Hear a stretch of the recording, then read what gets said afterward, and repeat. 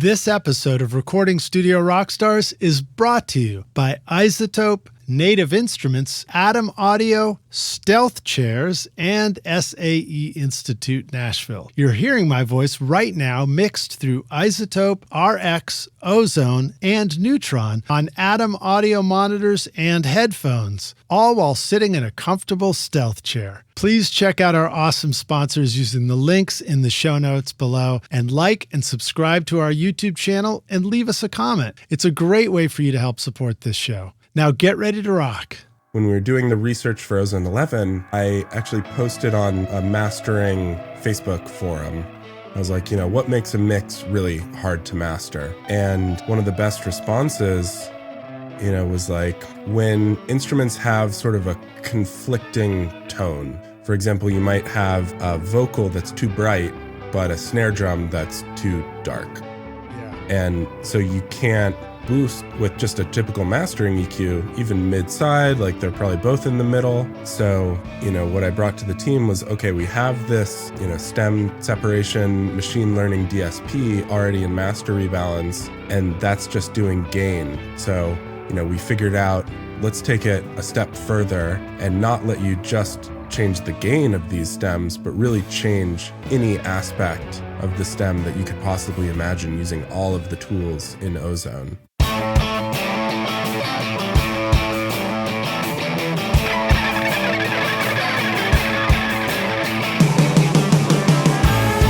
Welcome to Recording Studio Rockstars. I'm Lid Shaw, and this is the podcast created to help you become a rock star of the recording studio. Native Instruments supercharges your music production with Complete 15 featuring Contact 8 new machine hardware integration and cutting-edge synths, samples, and effects. Contact 8 now gives you the chords and phrases tool for instant inspiration, the Leap tool for dynamic looping, and Conflux, a hybrid instrument for blending organic and synth textures. Plus, Machine 3.0 is here, giving you seamless control over Native Instruments gear and the latest NKS-supported hardware. Use the code ROCK10 for 10% off at nativeinstruments.com. Howdy, Rockstars. It's your host, Lid Shaw, and welcome back to Recording Studio Rockstars, bringing you into the studio to learn from recording professionals so that you can make your best record ever and be a rock star of the studio yourself.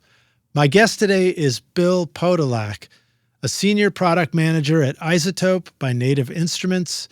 Bill has managed the past two versions of Ozone, that's 10 and 11, and RX11, and the new Catalyst series, Plasma, Aurora, and Cascadia. He's also a musician and music producer, making tracks in his spare time, and records with his wife, who is also a singer-songwriter. Thank you so much to Dave Godowsky for making our introduction. Although I do think I remember meeting you, Bill, in person, and we'll get into that at AES years ago. But please welcome Bill Podolak to Recording Studio Rockstars. Bill, are you ready to rock, dude? I am ready to rock, Lidge. Let's do it. Thanks for having me. It's great to have you here, man. Let's start by that. Let's start by when exactly did we meet? I remember it might have been like 2019 or something at AES. That sounds right. Yep. In New York, and I guess we met at the Starbucks, this coffee shop, just waiting in line for a coffee. Yeah, I can picture it, like right in the Javits Center. They've got that Starbucks kind of up front. I don't know if it's still there, but yeah, I can remember that. I think we just struck up a conversation and started talking about music tech.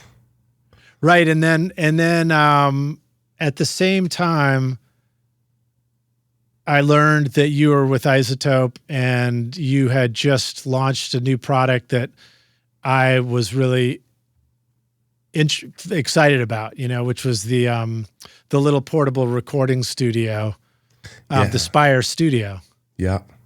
Spire Studio. That thing was really cool. That was my first job at iZotope. I was a QA engineer, quality assurance, testing the Spire Studio. It's a hardware device that has like a microphone and 2 inputs for preamps, and then all of these onboard effects, and it connected to an app, and it was like a little portable studio that you could use to layer up tracks and record songs. It was really cool.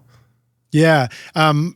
It actually became like one of my favorite things for writing songs on. And I've probably gotten more new songs created because of that than my fanciest of fancy stuff in the studio. So thank you for that, dude.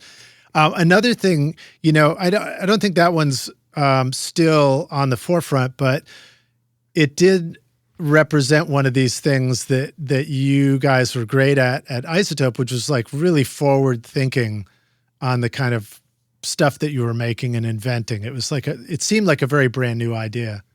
Yeah, thanks. I can't really take credit for it. I joined in just a little bit after it launched, and at the time my role was making sure that when you were, going to get your idea out, that it didn't glitch on you, it didn't have any bugs. So I was kind of in the iZotope studios every week recording songs and trying to break it, like trying to break the software, finding bugs and stuff like that. That's awesome. But yeah, pretty forward-thinking idea, trying to think beyond the DAW recording desktop-based paradigm of today, and trying to sort of bring in the future interconnected recording studio. So tell us a little bit more about yourself. I mean, I read your intro, it's a very brief version of who you are, but we're super grateful to you for making these really badass products that we get to use in the studio to help us make records. But B, the reason why you're doing that is also because you're just like everybody listening to the show, you're a music maker yourself. So like, what's your story from getting interested in music to, the brief arc to finding yourself at iZotope and building these tools that we use every day in the studio? Yeah, cool. Thanks for asking. So I guess, I kind of started by wanting to play guitar, was interested in like classic rock, Led Zeppelin, Jimi Hendrix, and kind of guitar was my first instrument, and then drums and a little bit of bass. I played in bands in high school, and then got into GarageBand with the MacBook and realized like, oh, I can sort of be the whole band, and I can set the computer up to play it for me. And so I was immediately all in on making beats and stuff like that. That's great. Went to college and I majored in mechanical engineering and, enjoyed that. It was good, but I really more enjoyed the time spent in the student-run recording studio, where they had just kind of built it when I came in as a freshman. And so I was learning recording and more mixing techniques there, and microphones and miking up instruments. I was really lucky coming out of college to be able to get a foot in the door of the music tech industry right away. I went to school in Nashville, and there's this really cool music tech company in Nashville called Artifon. They were a startup at the time, and I was able to connect with them because they had done an engineering project with my school before. So I started as an intern at Artifon pretty soon after they had launched their first product on Kickstarter. That was called the Instrument One. And it's this MIDI controller that is really adaptable, and you can play it in all of these different ways and techniques. So I joined them, and, they needed quality assurance, and I needed a job, and I was excited about music tech. So it was a win-win, and I was able to really learn and grow a lot there. I think I remember that. So Artifon was almost like a rubber guitar surface or something, wasn't it? Yeah, it was like kind of like a it was either guitar. The size of an iPhone or it paired up with an iPhone somehow. Right, it paired up with an iPhone. So you could, it shipped with like a lightning cable and a, USB cable. So you could use it as a MIDI controller with an app on the phone or connected to a DAW. And I really played a lot of instrument one. Like I got really good at playing the instrument one. You can find old YouTube videos of me like playing songs on it. I think I saw some Instagram posts where there was a picture of you with the controller right there. Yeah. So that was... And you were in school in Nashville? I was at Vanderbilt University. Oh, no way. Yeah. I know Vandy. Yeah. Go Doors. Yeah. Actually, I didn't know that part because I didn't go there. But, oh, yeah, right. Oh, yeah. I've never heard anybody call them just the Doors. I guess that's what you'd call them. I'm not a big sport guy, though, I'll be honest. Definitely more of a music and arts kind of guy. Yeah, that's how I feel about it, too. So a little bit of a story about that is when I moved to Nashville in 91, I specifically have this memory of driving across Vanderbilt campus in my crappy Ford Escort that was spray painted silver, like all silver except for the glass. And I was listening to RVU, which was your radio station, which was maybe still operating when you were there. Yeah. And they were like, okay, well, here's a new song from this cool band. It's called "Smells Like Teen Spirit" and they're called Nirvana. And so I heard them break that song for the first time, and I was like, and I just stopped my car and listened. It was so good. Oh, I can't imagine. That must have been such a crazy experience. Yeah, and RVU is still around. Actually, the recording studio I was talking about earlier was called RVU Records at the time. And it was like right across the hall from where the radio station was. That's great, man. And so what time frame was that? So I graduated in 2016. And so I was working at Artiphon from like 2017 and 2018. Well, I mean, of course, when I was listening to the college radio station, it was still broadcast over the airwaves, which I think is kind of rare for stations now. Although, are you up in Boston area now? I'm in Los Angeles, actually. Oh, you're in LA? Oh, yeah. Wow. Okay. I was in Boston before, but now iZotope is pretty, we call it remote equal. You can choose to work remotely, basically, if you would like to. So I ended up moving from Boston to LA. And did you go out to LA out of also an interest for you and your wife of just the music side of it and what's going on there? I actually met my wife 3 months after moving here. Oh, nicely done, man. Yeah, so, fresh off the boat. Right. We didn't, I went on one date with one other person, but then she was my second date, and I was like, oh, wow, this is it. We actually just got married in August of this past year. Oh, wow. Congratulations. Yeah, man. Thank you. That's great. It's exciting. And you guys have been making a bunch of music together for a while, right? Yeah. I mean, she's been in LA for 10 years, maybe a couple more. Her name's Christy Huff. She makes country pop music. And so when we were, starting to date, that was obviously a big plus, me being a music producer, her already being a musician. And I was almost a little starstruck. She's got songs with millions of streams on Spotify. And so I was like, oh, well, can we try, making a song together? And, we made one. We've made a bunch and put them out. And so that's a fun aspect of our relationship. Yeah. And then Rockstars, we have this in the playlist in the show notes too. So if you'd like to go hear the music that Bill and Christy are making. And then there's a bunch of stuff that I think you just did on your own too, maybe, that is instrumental, but it's all in there. It's really cool stuff, man. Thank you. You seem to really have a handle on how to embrace, the digital tools for making music and have that quality of dance track to it, but of pop production. I'm guessing that you're probably pretty adept at using native instruments and Contact and being able to play sampled instruments really well. Yeah.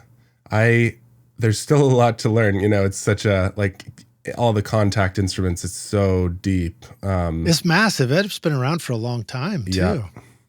I mean, it was deep in the very beginning. Yeah. Right. It's a pretty incredible piece of software for sure. And all of the, just the way it acts as a platform, Contact does, and people can build businesses on Contact making instruments Yeah, that's a pretty fascinating thing. I've sort of picked up on that. Yeah. Because you can make your own instrument or sample pack or something, and then it allows you to sort of create a whole wrapper for it. And then you now have an instrument that you could make available to people to use. Yeah. That's cool, man. Have you ever made any instruments of your own? No, I haven't. There's so many to already explore. Yeah, right. I got to keep myself from not purchasing, too many. All right. So you were at Artiphon here in Nashville and then ended up out in, I guess, Boston maybe after that, and then LA.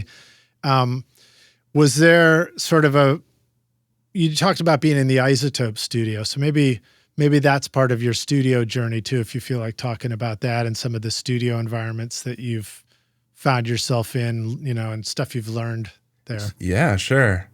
So iZotope used to have this office in Kendall Square in Cambridge, Massachusetts. And it had one of the most incredible listening, mastering rooms, that I've ever been in. I've been in some really good ones, but that one was really excellent, like giant PMC speakers and a whole room that was built from the ground up and acoustically designed to be, as good of a listening environment as possible. And I, was working as a QA, and normally it's like, sound designers are kind of in there doing their thing, but I would hang out at night after hours a lot of the time, because that was no problem. Like we could be in there as long as I wanted. And being able to just spend hours listening to like mastering grade speakers in a mastering grade room just opened my mind to like high fidelity audio in a way that, I wasn't aware of before. Right. Because you'd come up through, for me, it would have been my first stereo or jam box and then the car. For you is probably the laptop and GarageBand and headphones and probably also the car, right? Like a pair of KRK Rockets with the yellow cones and... Not a bad place to be. Yeah, good speakers, but the ones in the iZotope studio were like cost more than my car, each. Yeah. So it's a whole different type of echelon of fidelity. So... that was a super formative aspect of my journey, just being able to spend a lot of time listening to, and I think like part of what really good speakers do is they expand the dynamic range of quality that you're able to perceive. So, good mastering speakers, they don't make everything sound good. Like they'll make badly recorded stuff sound terrible because it's just showing it to you, but the great sounding stuff, you're like, oh wow, like I can hear all of this depth and detail, like this is incredible. So that experience of like, I wasn't even really on Spotify then, so I had like MP3s from downloaded sites and like iTunes, and so just flipping through the songs that I liked, I was like, oh, I like this song, but this sounds terrible. And like now I can tell because I'm not listening to it on earbuds. I'm listening on mastering speakers. Yeah, that's something that I felt like I've noticed as I got more serious about the speakers in my studio. I remember thinking like flat-ish speakers were less excited sounding, and then like my new setup here is one that's designed by a studio designer, and it's, laser aligned and all that. And it really does sound incredible. But like you said, you can tell when something is super compressed. You can tell when something's dark. You can tell when it doesn't have the definition, and then you put on something else and when it leaps out at you, you're like, oh, you know what it is? It's like what you said. It triggers something in your head and your ears where you think, oh, that's possible. Mm-hmm. So there's you want to aspire to try and get that sound. Yep, totally. Sorry, man. My enthusiasm will just take over. I'll just bum rush the whole show and do all the talking. No. I feel the same way. Continue. And I guess the other aspect of that time for me, I had a real issue with perfectionism in my productions. I feel like this is probably common with people. You can tell as a beginner that your stuff is not as good as your heroes. And so Which is frustrating. It's frustrating, and you're tempted to like put a ton of time into one production when really you would be better, your time would be better spent finishing it, putting it out there, moving on, and like doing something else. Yeah. So I forced myself to produce and finish and release one song every month. And I did that for about 2 years. And that's smart. I would get to the end of the month and I'd be like, oh, I've got this song. I really like it. I feel like it's 95% finished. I'd be like, let's just put it out. And I never regretted doing that. I was never like, oh, I really should have gone back and like worked on that last 5% because it just doesn't matter. It didn't, at least for me in the grand scheme. And so that's, you had mentioned some of my like electronic music. I produced under the name Click Track, one word. Yeah. And so, those songs 2017 to 2019 was a song every month. Do it, finish it, move on, do another one, keep trying to kind of grow. At iZotope, mixing just got even smarter. Introducing the new iZotope Catalyst series, Plasma, Aurora, and Cascadia, designed to transform your sound with intelligent processing for dynamically precise saturation, reverb, and delay. Plus, Neutron now features 3 new modules and an upgraded AI-powered mix assistant to help you get killer mixes with ease. Use the secret code ROCK10 to get 10% off the Catalyst series, Neutron, RX, or any of iZotope's incredible plugins at iZotope.com. And it's smart because if you think about it, like if you're like, oh, I need to do a 12-song record, now you've given yourself a whole year. And I can almost promise you by the time you reach the end of the year, you won't feel like it's ready. Yeah. You know what I mean? So it's smart to do it a single at a time that way.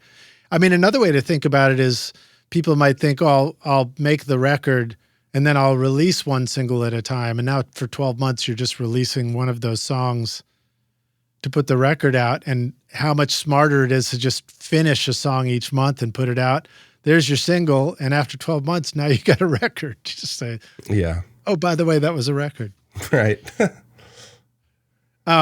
So talk about you're joining us from a home studio right now? Yeah, I've got home office studio set up out here in LA, just in the little condo we're living in. Yeah, so it's probably typical home studio challenges and tiny space and all that kind of stuff, right? Yeah. So I've got some speakers that I'm really happy with. I've got the Genelec 8341As. They're nice. They call them quote unquote the ones. It's like 3-way with the coaxial tweeter in the middle of the woofer, and then the subwoofer, like an 8-inch Genelec subwoofer. And like this, it helps a lot because it runs the sweeps and then it EQs them, and it like the way that the subwoofer connects to them, like it does the crossover for you and kind of figures that out. It even like changes the phase of the subwoofer so that it all tries to reach you at the same time. So the sound is pretty good. The low end is not great. I think I need to experiment with maybe moving my subwoofer in the room because it's like a little bit light where I'm sitting, and then I move to the side and it's like, oh my gosh, it's shaking my head. Right. Well, it's probably tricky in a small space anyway, right? Yeah, it's not a very big room. It's like a. Have you done that a number of times and discovered that, like, despite it being tricky, there is still like a best location for speakers in a small space? I haven't done too much experimentation with it, just because, like, my desk is all. It'd be so hard to like take apart and move and put it back together.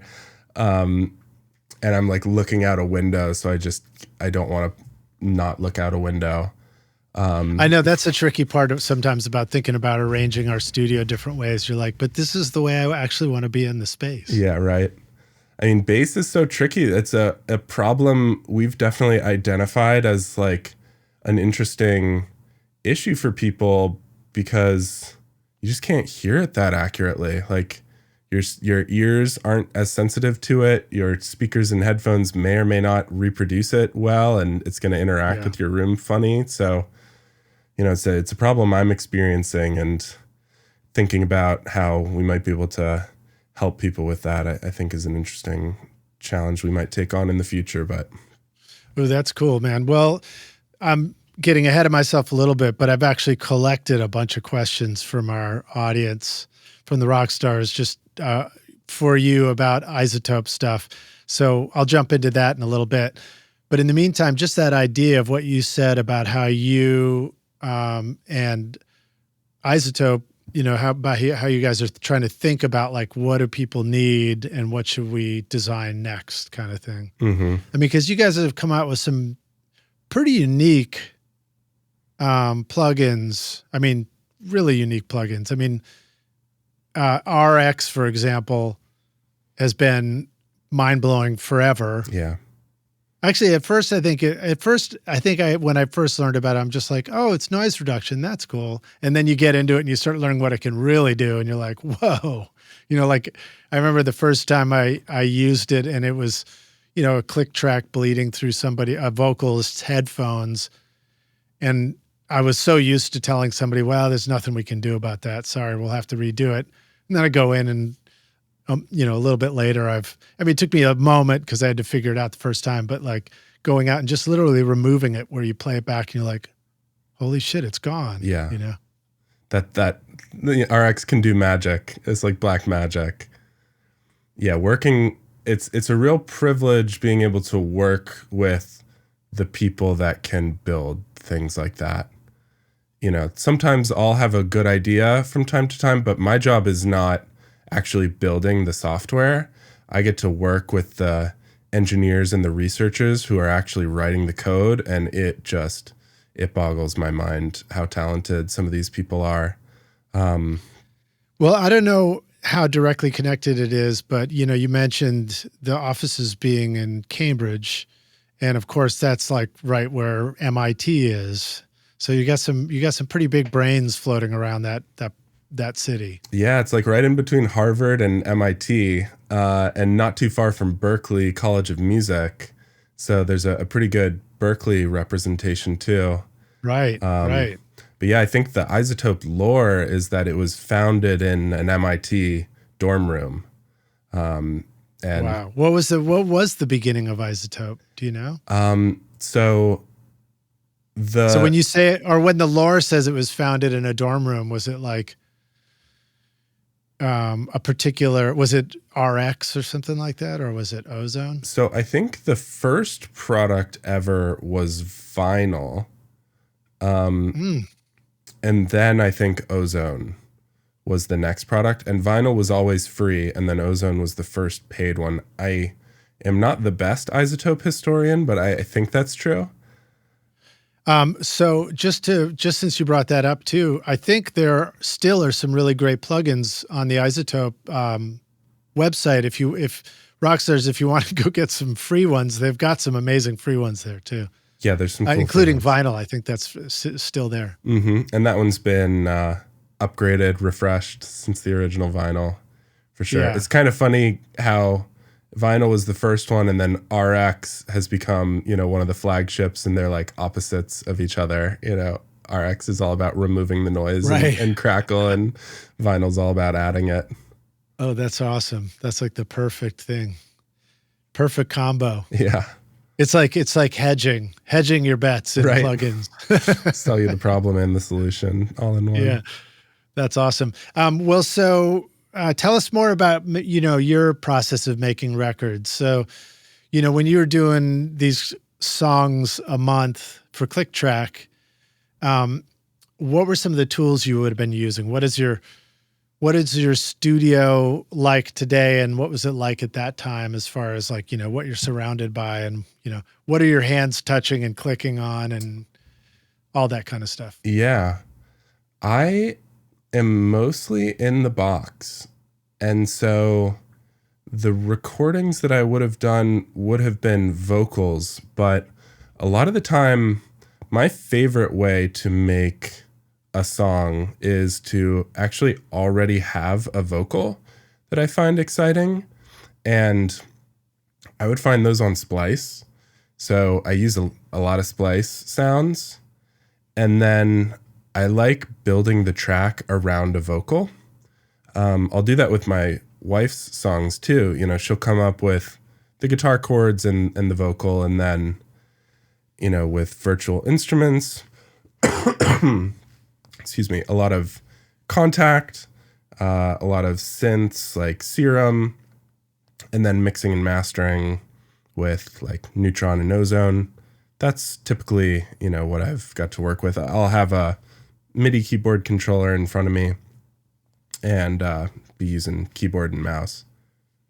So, you know, you say you basically make records in the box except for some vocal recording.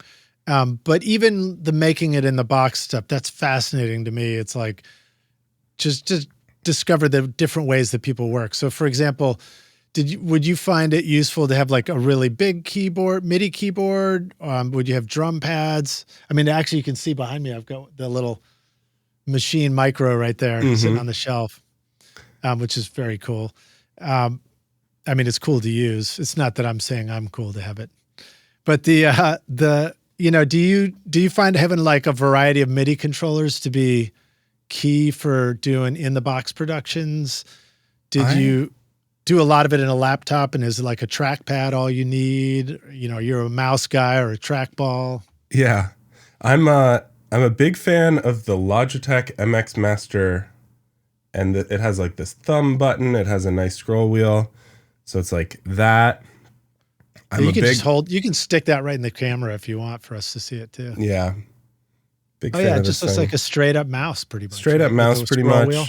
My MIDI keyboard's a straight up MIDI keyboard. It's like a key station with 44 keys. I've got the 88 key version. It just doesn't fit on my desk.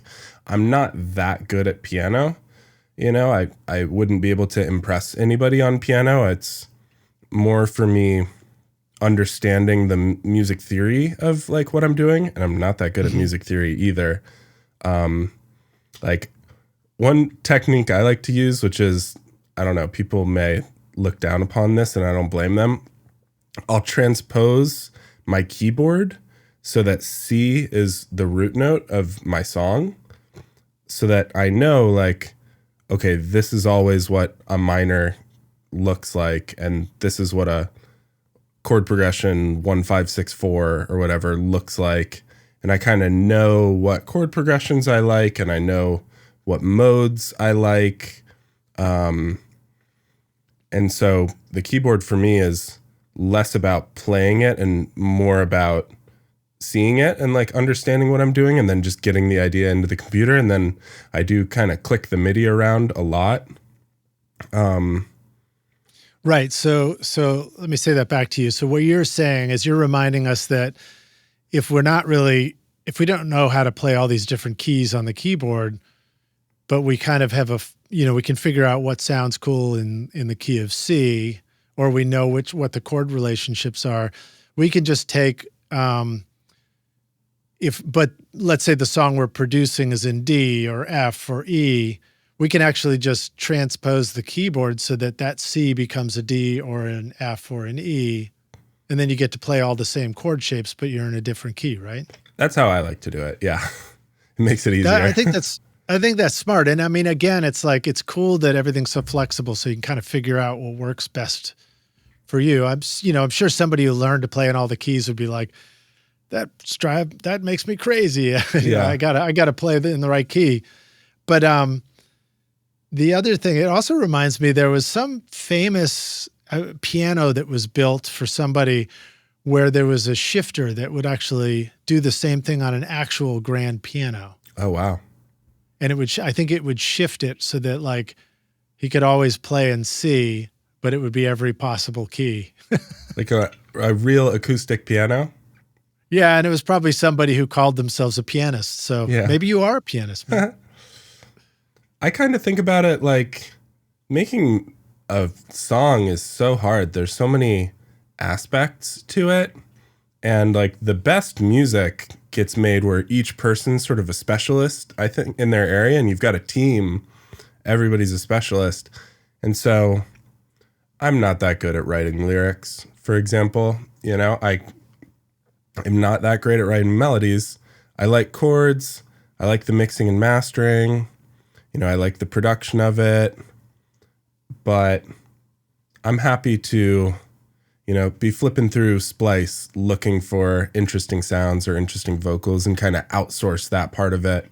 I'm happy to pull up acoustic strummer in Contact rather than pull out a mic and my acoustic guitar and try and do it myself. So let's talk about those two things for just a moment. Yeah. Because again, it might seem every day to you, but I think to us it's fascinating. So when you say flipping through Splice, are there actual, like, are you using a scroll wheel and doing it? Are you arrowing through samples? Is there a process that's pretty fast for you to be able to audition? Or are there things that are just slow and that's just the deal? I arrow through it on the website. Usually they've got a good desktop app.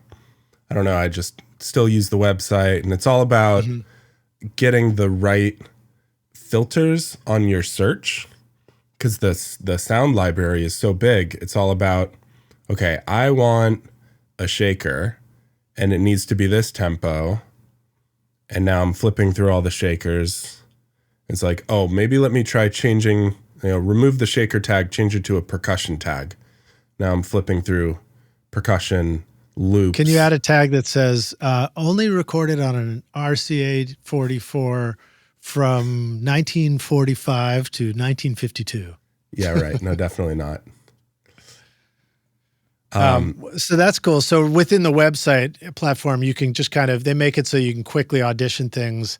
And then what do you do? Narrow that down into a batch that you might use and then bring them on over? It's interesting, when you find it, are you ready to commit and move on? How much time do I need to spend finding the perfect shaker sound before I move on, right? Like, I'll find one and it's always different, but it's like, okay, this is good enough. Let's bring it in. It's doing what I want it to do. Move on. How many days do we have? Right. How many days do I have? Can I spend 4 days finding my shaker? The other problem is like, I got a full-time job. I got wife and some friends and like things to get out and do. It's hard enough for me to find like a day to make a song. So when I do, I'm like, okay, I'm having a music production day. Finally, it's got to be a weekend. I need like 6 hours at least. Yeah. And then I'll make a song in a day and finish it. And normally won't take more than 8 hours. Maybe I'll come back to it the next day and change it a little bit, but that's where I find the time. It's all I got pretty much. Dreaming of a career in audio or the entertainment business? SAE Institute Nashville, in the heart of Music Row, offers hands-on programs where you'll learn on professional-grade gear with industry pros, learning through real projects, not just lectures. Explore studio production, live sound, audio for film, and a whole lot more. Or take the entertainment business program to learn about contracts, promotion, and more. With diploma, associate, and bachelor's programs, there's a path for you. Book a tour today at nashville.sae.edu or call 615-244-5848. Yeah, that's interesting. So I can totally feel what you're saying about the importance of dedicating time to get something done, and then it happens, And for me, one of those examples was using what we talked about in the beginning, which is Spire Studio. I mean, like, if I have an hour or 2 hours, I might go to this summer I went to the beach and I just went out there and I gave myself like an hour and a half and like, I'm going to get this song down, and I just sit there and do it. It's portable. But then the next stage of the process for me would be, okay, and the next stage is having a band in the studio. And now I'm going to show them the song so that we can record it and do that as quickly as we can. And it occurs to me to hear you describe the self-creating process where you essentially have all of that at your fingertips because of this, doing it in the box. Do you still find that it's useful to separate an idea stage from diving into like get the thing sounding right and getting it done? Or do you find that you like to just do it all at once? I tend to do it all at once. And I would say that's one of the benefits of in the box music production is that everything sounds good kind of right away. These contact instruments or splice loops, they don't make them where you need to mix it afterwards. It's not like you recorded something and, it sounds okay, but it really needs a lot of compression and EQ and reverb and this and that to like make it sound like a professional thing. I'd say that's part of the benefit. It sounds professional almost right away. Yeah. And you can always come back and would you even mix it right then on the spot or do you come back and mix? Pretty much. Yeah. I mix it right on the spot and it's relatively minimal. My process for mixing individual tracks, at least, cause like I said, they tend to sound pretty good. And if it doesn't sound good, then it's kind of not the right sound. And rather than trying to finagle a kick drum to kind of sound how you're imagining, just flip through 20 more kick drums and one of them will probably sound good.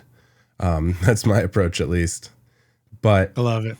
I'll do the production and get the song kind of good. And then I will do a mix down where I'm really keeping an eye on levels and how I'm hitting the limiter and controlling different buses and carving space out of certain instruments so that they're not conflicting with the drums. Maybe that's an opportunity to ask you about using Neutron too, because I think that's one of the features that it seems to specialize at. Yeah, Neutron's got a couple of really interesting ways to dig into that. One is unmask module. So that takes a side chain from, say, a vocal, and then you'd put the plugin on, say, your instrument bus. And so then when the vocal will sing, it will carve out space in the frequency spectrum so that the vocal will kind of sit in a little better. You can also do some interesting sidechain compression workflows. And then the new tools that we added in Neutron 5, we've got some really cool compression with this soft clipper, multi-band, mid-side, and transient sustained soft clipper. And then also this upward compression module we call density. So that's actually just my new favorite clipper and compressor,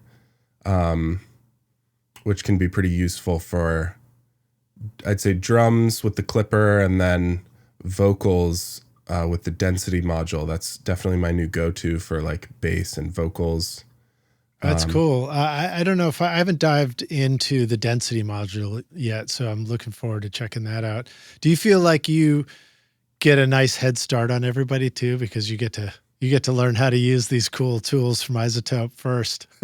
Yeah, sometimes, yeah. Yeah.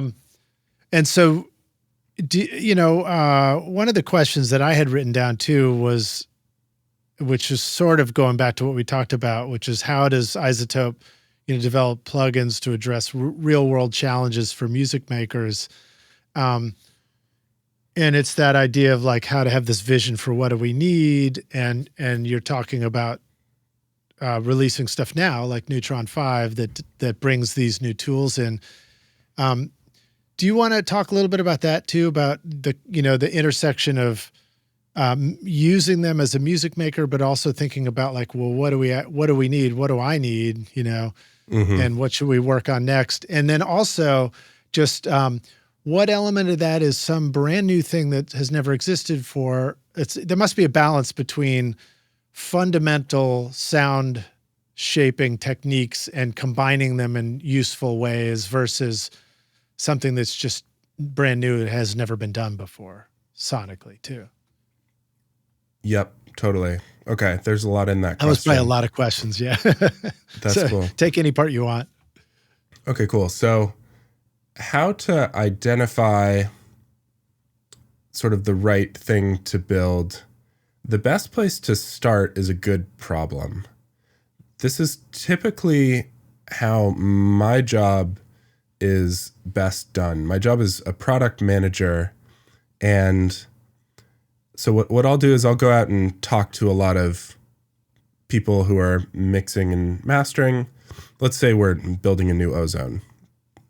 Talk to a bunch of mastering pros, talk to producers who aren't mastering pros but want to sound like, they're getting professional mastering. We're really fortunate to have a really great group of beta testers who are across the, range, a lot of professionals in there, and they're super helpful. So we'll talk to them a lot, and we'll try and pull out themes. We'll try and pull out consistencies across their responses to understand problems that are affecting sort of a wide range of people. Because that's the best thing, like a very prevalent problem that I can come to the engineers with, be like, here's something people are struggling with. Here's how the existing solutions today are falling short. Like what could we come up with to try and build something that'll help solve this problem? And this is when you open the iZotope product plugin and you use Product Assistant. Yeah. It just gives you a few suggestions. Right. Just talk to ChatGPT about it. ChatGPT tells me everything. Sorry, continue on. I could probably make AI jokes all day long, so I'm going to just let you keep going. And sometimes the AI really helps. Like, another aspect of your question was like, okay, well, we have the audio engineering fundamentals, EQ, compression, dynamic EQ, multiband compression.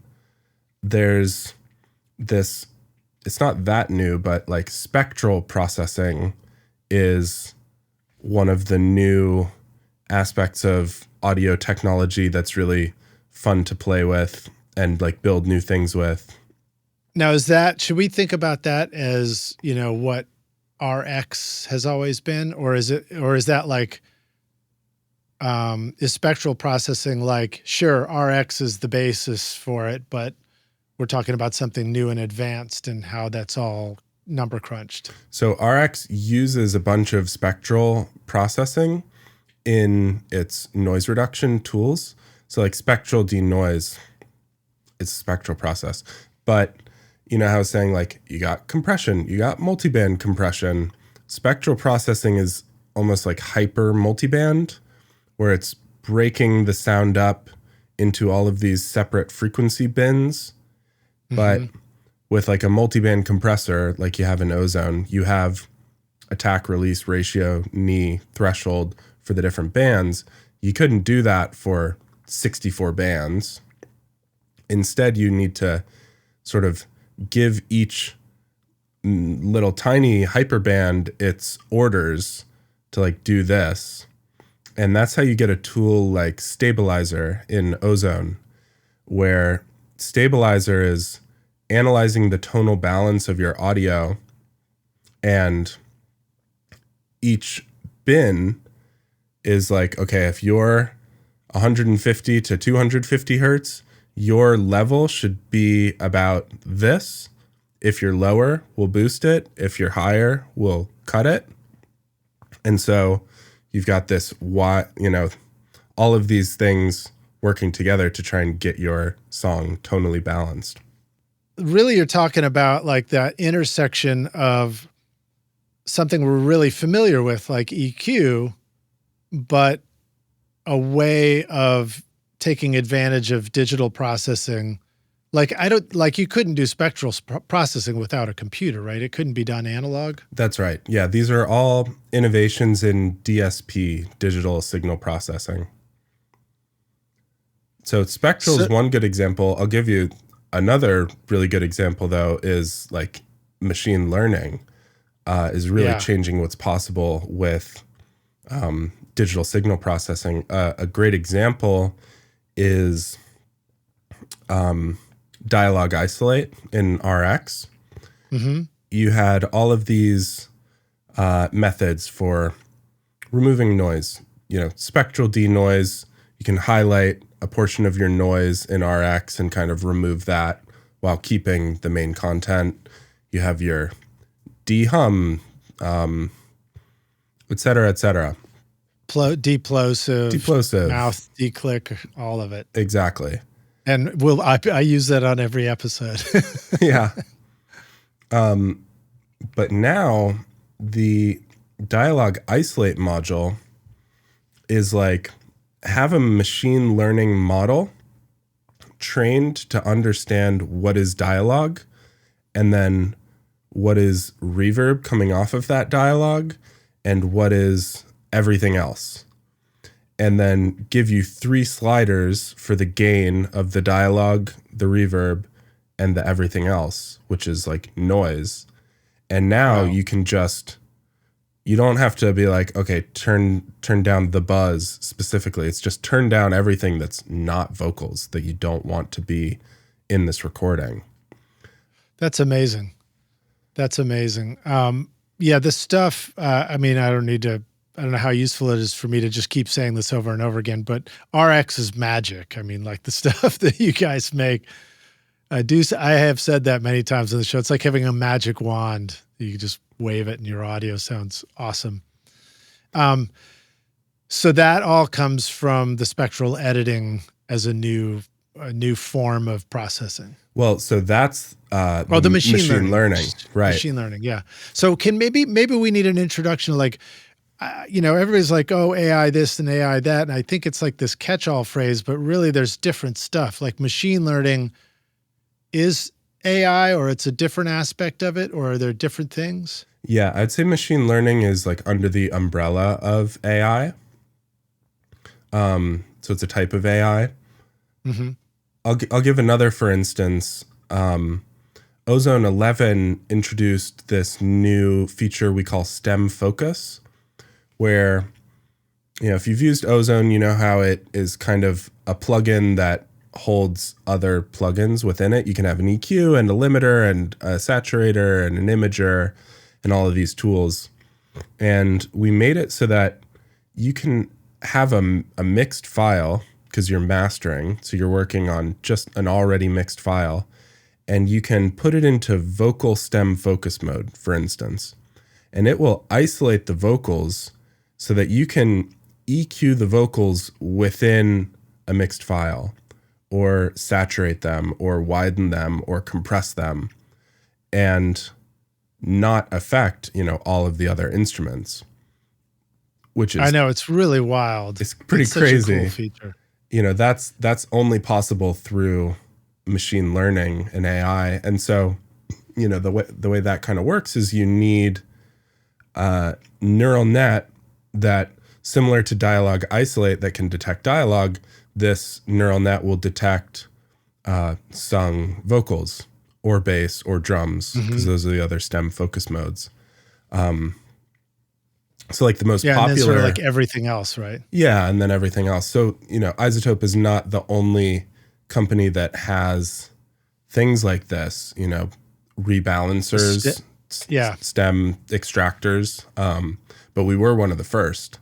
RX was... Well, and what's so cool about what you just described in Ozone, that was a reminder even to me just now doing the interview, is master rebalance gives us this ability to take a finished mix and in the mastering process, adjust the levels a little bit more, which I was just raving about. I mastered a record that has recently come out for my band. It's called Aurora, Rockstars, and I'll put that in the show notes too, in the link, so you can check it out if you're curious. But it, I did that very thing. Like I was like, oh, I wish I had a little bit more vocal here, and rather than trying to dig up the old mix and go back in, I just did a little adjustment, a little more snare or a little more bass or whatever. And it was amazing how that works. But what you're talking about is you can do way more than that. You can have it focus on the vocal, and now you can do a different form of compression, EQ, saturation. I guess you could probably put reverb on it. Yeah. You can pretty much do whatever you want, right? Right. So this is, Can you pick a new singer? Yeah, I get a completely new singer. That is not in there yet. That could be cool though. Oh wait, can I give you a quick version of the stem separation that just blew me away? Yeah. So we were getting ready to do a new record, and the songwriter sent me vocals with an acoustic guitar, which was great for showing me the song. But because he only knew one kind of really boring strum on the guitar, it was very distracting for me. And I keep trying to train my brain like, okay, you got to think outside the box, Lidge. Think of it like, what else could this be? And then I thought, oh, well, let me try the master rebalance on it really quick. And I removed the which one? I removed the guitar, so I only had the vocal. And it was like, it worked so well. Yeah. And it was like a voice memo recording from an iPhone. So to me, that struck me. That was one of those moments where you wouldn't expect that would be the super useful moment. Exactly. In other words, it was less pursuit of a sonic thing and more a pursuit of a musical need. So I'll give you, just bringing it home, a beginning to end example of how a feature like stem focus gets built. When we were doing the research for Ozone 11, I actually posted on a mastering Facebook forum. I was like, what makes a mix really hard to master? And one of the best responses, was like, when instruments have sort of a conflicting tone. For example, you might have a vocal that's too bright, but a snare drum that's too dark. Yeah. And so you can't boost with just a typical mastering EQ, even mid-side, like they're probably both in the middle. So, what I brought to the team was, okay, we have this, stem separation, machine learning DSP already in master rebalance, and that's just doing gain. So, we figured out, let's take it a step further and not let you just change the gain of these stems, but really change any aspect of the stem that you could possibly imagine using all of the tools in Ozone. That's cool. I like your thinking of just like find out what people really need or want. I think that's good thinking in the studio sometimes, right? Mm-hmm. When we're working with other people, be a good listener and know how to ask the right questions. Yeah, totally. Rock your music production with the updated Complete 15 bundle from Native Instruments, featuring Contact 8 and expanded hardware integration. Whether you're crafting cinematic scores, EDM bangers, or experimental soundscapes, Complete 15 gives you industry-leading synths, sampled instruments, and creative effects to bring your ideas to life. Contact 8 introduces powerful new tools like chords and phrases for instant inspiration, the Leap tool for dynamic looping, and Conflux, a hybrid instrument blending organic and synth textures in real time. And with Machine 3 now available, you'll enjoy even tighter integration with Machine Plus and the latest NKS-supported hardware from brands like Akai, Korg, and Novation. Plus, Complete 15 features revamped Massive X, Guitar Rig 7 Pro, and iZotope 11, helping you shape, mix, and master with ease. Use the code ROCK10 for 10% off at nativeinstruments.com. Hey, Rockstars, we're back now for the jam session. My guest today is Bill Podolak, joining us from LA, but he's also been in Boston. He's also been in Cambridge. He's been all over. Bill, you ready to jam, dude? Yeah, man. Let's jam. Oh, so let's jam on this, man, because we were we started talking about the differences between machine learning and AI and, the nuances of these things. And then I probably derailed you with one of my silly dad jokes. So do you want to continue on that topic for a moment? Yeah, sure. So I was describing machine learning and how that uses neural networks to do things like, separate out stems or separate out dialogue from noise. And I'd say machine learning is a specific type of artificial intelligence, but really any software that does something smart, you could kind of consider artificial intelligence. So, I'll give another example of a product we worked on that came out recently. Aurora is this new reverb. And a problem that we identified is that, it's easy to overdo it with reverb. It's easy to get a mix that starts sounding cloudy and overly wet and kind of soupy, and the reverb overwhelms the main tracks and they lose their sense of presence. Yeah. And so Aurora features some of that spectral unmasking technology where it will listen to the reverb, it'll listen to the dry signal that's coming into the reverb, and it'll understand where the reverb is building up and starting to overpower the main signal and sort of duck those frequencies. So a pretty normal thing that a seasoned engineer would do is EQ their reverb to kind of carve out that space, but Aurora does it intelligently and adaptively based on analyzing those two signals. Right, and it has the capability of changing that that EQ correction over time. That's right. Yep. So, I describe that as intelligent, but you don't need a machine learning algorithm to do that.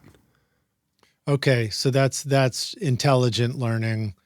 And the machine learning algorithm, I think you said you use the word neural networks. Right. Which I don't really know what that means, but it sure sounds fancy. And I picture robots and Terminator and all kinds of interesting stuff.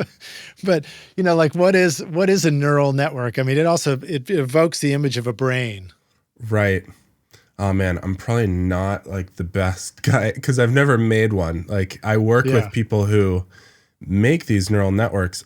I'll try and do my best layperson's explanation. You have a series of inputs and outputs, and then you've got this very fancy equation in the middle. And so say the input is vocals mixed with noise. You want the output to be just the vocals. And you train this neural net by showing it a million different vocals mixed with a million different types of noise. And then each of them is like, you mix vocal A with noise A, and then vocal A with noise B, and then vocal A with noise C, and then like, et cetera, so that this neural network is exposed to all of these different combinations. And then how it's supposed to sound because you have the dry vocals by itself. Mm-hmm. So you can say, okay, neural network, it was given this noise and this vocal and it came out with this. And it didn't do a very good job. So we changed the equation in the middle a little bit. Try again. Okay, it did a little bit of a better job. Change it again. Oh, it did a little bit of a better job. And it's this process of taking that fancy equation in the middle and making it progressively do a better and better and better job. That's called training. Mm-hmm. And is the gatekeeping on that sort of, is that like a person who's listening and saying, yeah, that sounds like you got it? No. Does it actually is it able to sort of train itself even? It trains itself. Wow. Yeah, it's set up because it's got that benchmark sound. Right. It knows what it's going for. Wow. You're able to tell it what it's going for. And so you need a lot of data, and then you need a lot of computation resources. And then you need engineers who know how to set it up and make it go. So I'm fortunate to work with a good handful of those people, and we're fortunate to have realized the importance of data a long time ago. So we have a lot of data to work with, and that helps us try and continue innovating in this neural net AI kind of space. That's fascinating. So I'm sure the people that bring that kind of, brain power to this stuff changes over time. But one of the people I remember meeting also at AES in New York, if I'm remembering the name correctly, was Alexei Lukin, who was one of the founders. Is that right? He was one of the most original employees. Okay. Yeah. Yeah. And I ended up doing a video with him there, to explain how you could remove click track from an acoustic guitar mic based on a question from the audience. And it was just, he did a great explanation of that. And then it's interesting to hear you describe, like, you're doing the best to give a layman's description to us, but describing yourself as, a peer to us in that way. But yet you have figured out and learned how to interact with the music community, get feedback on like what people need, be able to take that to the people who know how to design, the ones and zeros to turn into musical sounds, and then, bring all that together. That's exactly right. That's kind of what a product manager is. I'm combining a really deep understanding of the customer and like the market landscape with a decent enough understanding of the engineering, and also, the business of it, to go ahead and build these products and hopefully have them satisfy everyone involved. And I'll tell you why kind of the engineering side of that is important. It would be really nice to have unlimited time to build these products. But we're a for-profit business and we have deadlines. And so, it's kind of like, how good can we make this new version of Ozone in like, I don't know, a year? And so if we try and build something that's could be really cool, but gonna take a really long time, you don't want to end up in a situation where you're forcing engineers to like work long hours. We call that crunch. So there's, a way of seeing how the software works so that we can add features that are really going to satisfy users, but do it in a way that's going to be feasible for the engineers to build. Yeah, that makes sense. I mean, when you're talking about the importance of data for these training models, I imagine more time typically means more data. And so that can be really appealing. But at the same time, even AI and machine learning is plagued by the same, perfection is the enemy of done problem that we are as musicians in the studio, right? Right. Yeah. It's like even the bots need to learn how to iterate and be willing to just get something going and know that the next one will be an improvement. Okay, so Bill, you were talking about Aurora, which is part of the new Catalyst series. Tell us a little bit more about that, because there's some other cool plugins that are involved in that. And what is the Catalyst series and why'd you guys make it? Okay, cool. So the Catalyst series are 3 new plugins that we just released this fall, and they're a bit unlike Ozone or Neutron or RX, which are already collections of tools. And instead it's just one thing, but it does something cool and new, and we hope it'll kind of catalyze people's mixes and masters and help them do that even better. So I mentioned Aurora, that uses some really great reverb DSP from Exponential Audio. There's kind of these world-class reverb algorithms that we combined with our adaptive spectral unmasking to make a reverb that keeps your mixes clean and clear.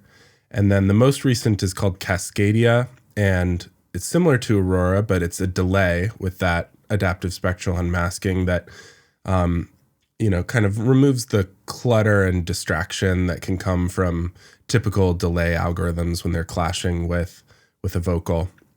Yeah. And then Plasma brings in saturation and that sort of thing. Yeah, totally. And it does a remarkable job of it too. Oh yeah, did you try it out? I think so too. It sounds good, right? It does sound really cool. And so I've got lots of questions too around the variety of there's some cross product or cross platform methods that iZotope uses so that you can try out. You could be an Ozone. Granted, RX is a little unique, but you could be in Ozone. You could be in Neutron. You could be in any of the Catalyst plugins, and some of that dashboard is going to feel pretty familiar now because you guys are trying to stick to a recognizable set of tools and knobs and buttons to use.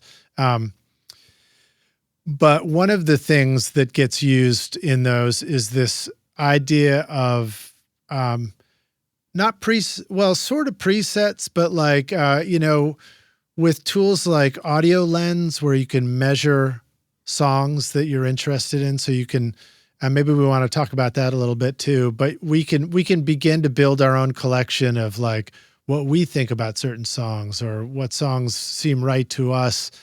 And we can bring that Audio Lens measurement into Ozone to apply that to a mix that we've done, for example, or an individual sound. I guess it could just be an individual instrument, which is kind of what Plasma does a little bit, because you can, if you've got a piano or something, you can go begin with the piano preset. If I'm remembering that accurately, correct me if I'm getting the description wrong. Yeah, that all sounds accurate. Yeah, but so how would you describe that? Like, what is it that I'm describing, and what is it that's unique about iZotope in that process of having things that are kind of measured and goalposts or guideposts that you can use to start getting the sound you want? Yeah, totally.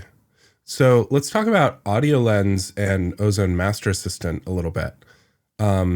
So for those of you who maybe aren't aware, I'll just give the context. Like, Ozone is a mastering plugin, and it has this AI master assistant that will analyze your track and set up custom mastering processing based on your song. And it's basically like a preset, but it is a preset directly for your song.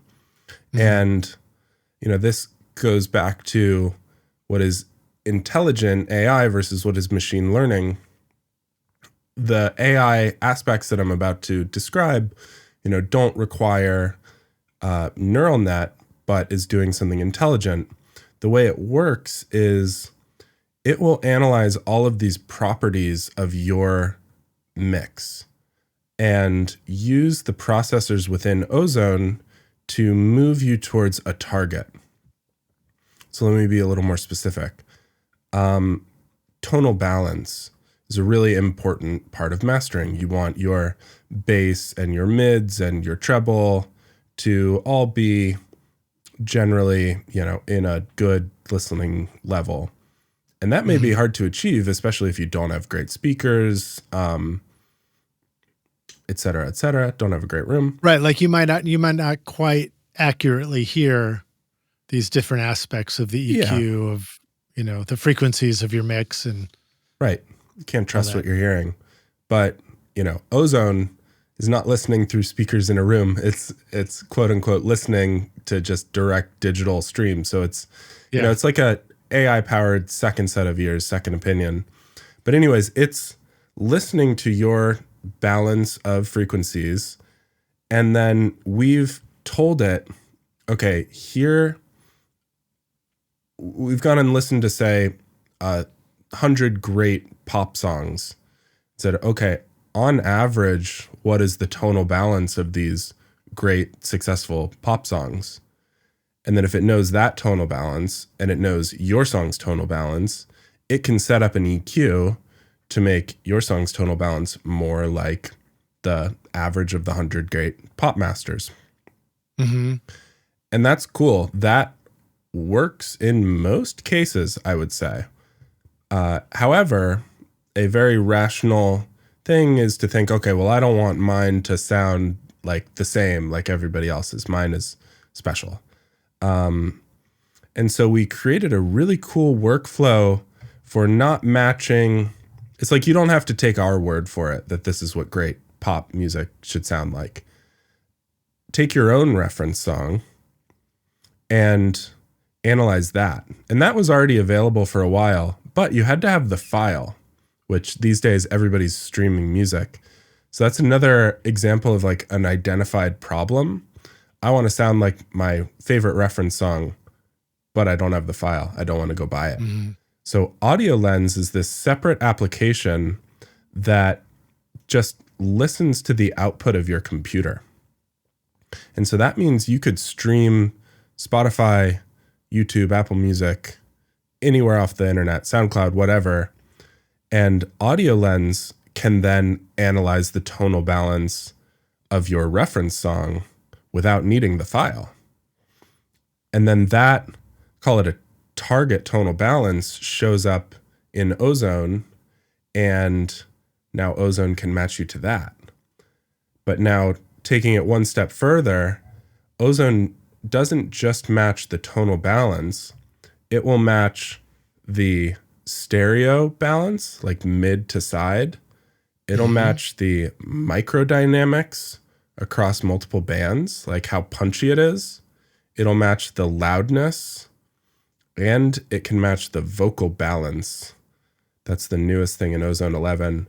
So all of these properties of audio, able to measure your song, understand what your reference song sounds like, or what this combination of great reference songs sounds like, and move your master towards that. And again, none of that requires neural nets, but it is intelligent, right? So that's like the AI aspect of it. Yeah.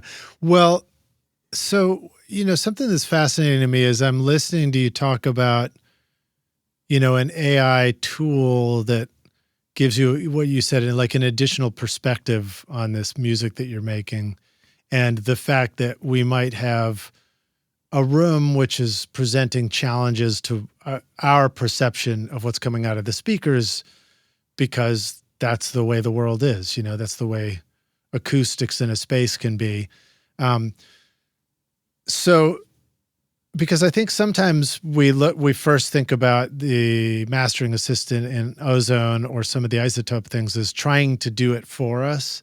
And what occurs to me hearing you describe it is just that reminder of like, we've had VU meters and visual tools in the studio for ages. And that's all part of making records. And so it's all about combining what we're hearing and what we're experiencing, but having the advantage of these visual tools and other things that help point us. It's like a compass that points us in the right direction, so that it gives us an added perception. I mean, like, you'd go to somebody's fancy mixing studio and they'd have the great Duro meters on the console, or mastering studios, or you have like a Lisa Zhu and a stereo, I don't know what it's called, where it's like stereo scattered dots on the screen and stuff. So, all these meters, like a phase meter.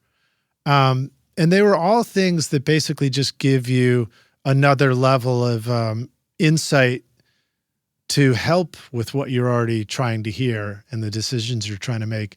So do you think it's fair for us to consider some of this stuff also a version of that, where it's like it's giving us like a compass to point at things, and then but we should still be ready to jump in there and make some decisions of our own with our ears? Yeah, that's exactly right. Insight is a good word. I like how you landed on that, and that's like what the metering suite that we have is named, with all of those things that you're describing. Yeah, exactly. I use that one all the time. In building software, metaphors are really important. Like, you have a little trash can icon on your bottom bar. Like, that's a metaphor. It's not really a trash can, but it does like the same thing as a trash can. the assistant metaphor, it's meant to be assistive. It's supposed to be like a studio assistant, or it's trying to help you through. So it's there to help. It's not trying to like do it all for you. And that's something, where I still think we have room to continue growing our assistants, is like making them work better for the people that are skeptical of quote unquote AI mastering, auto mastering. And I think one of the best parts about Ozone and the mastering assistant is that it'll set it up for you and then give you 100% complete control over everything within it. Yeah. iZotope is truly amazing for mixing and mastering your music. Check out the new iZotope Catalyst series featuring Plasma, Aurora, and Cascadia. Powerful tools designed to supercharge your mixes with intelligent processing.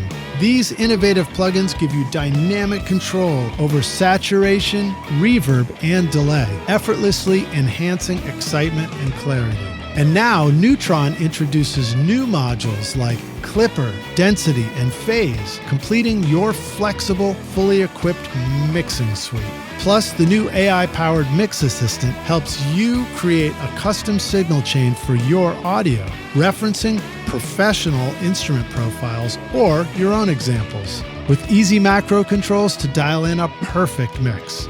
Use the coupon code ROCK10 to get 10% off Plasma, Ozone, Neutron, RX, or any of the fantastic plugins at iZotope.com. And that for me was, it took a moment to just kind of learn the process when I went to go master the record I was referring to, I Orhan Veli, in Ozone 11. But it was like, okay, so you take a song, go to the loudest part of the song, and then you press the assistant button, and it takes a moment and measures, it basically listens to what your source is, what the material is that you're working with. And then it makes a best guess. Okay, this seems most similar to this style of music. And then I guess that's a question we could keep asking you too, is what if the labeling of the style of music doesn't really make sense to us? What would we do if we wanted to be more customizable about it?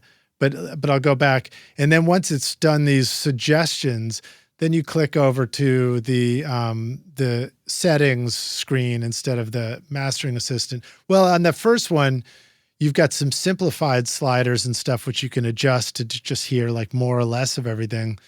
And then you can go deeper and dive right into it. And it looks like traditional Ozone with modules and everything. And you can get like deep into each sound if you want to. Right. But it was like, it was a cool process of doing that. And I felt like for me, what I did is I start with the assistant. It was always like, oh, wow, that sounds like, wow, that's huge, And then I might be like, all right, well, maybe, but then this or that or the other thing is not quite what I had in mind for it. So then I just go through each of the mastering assistant settings on that first screen and just kind of like pull it back, bring it back up, and park it where it sounded good to me. And that seemed to work, just kind of going through, I forgot how many it was. I think you just listed them. It was maybe 5 to 7 settings on that screen before you go deeper into the individual modules, right? That's right. Yep. Along with the target, which you were talking about, what genre is it? Yeah. That is like the most important thing to make sure it gets right. Because sometimes it doesn't get it right. I've had it pick reggae and jazz on a rock song times. Right. And then I might have thought like, well, that's not right. And then I flip to something else and I come back and I'm like, yeah, but it sounds pretty good. Mm-hmm. And it thinks it's a reggae song. Maybe this track is more reggae than I knew. Yeah. Well, right. And that thing's kind of funny. I mean, so I'll say, going back to AI versus machine learning, distinguishing a genre is a neural net doing that. Right. So how would we, so that, even that concept as an older guy, a music maker, I'm very familiar. I go way back to the, when bands are like, well, what kind of music is your band? And then the band gets frustrated, like, I don't want to put a label on it. I don't want to have to call it indie or call it whatever. So that's like a classic frustration for creatives and music, is having to label yourself, that balance of I'm super unique versus this commercially understandable concept or whatever. Yeah. So what do you think about that in this kind of picking and choosing the target? And do you have any more to say about how we could create our own targets that make sense for the record we're about to do? Totally.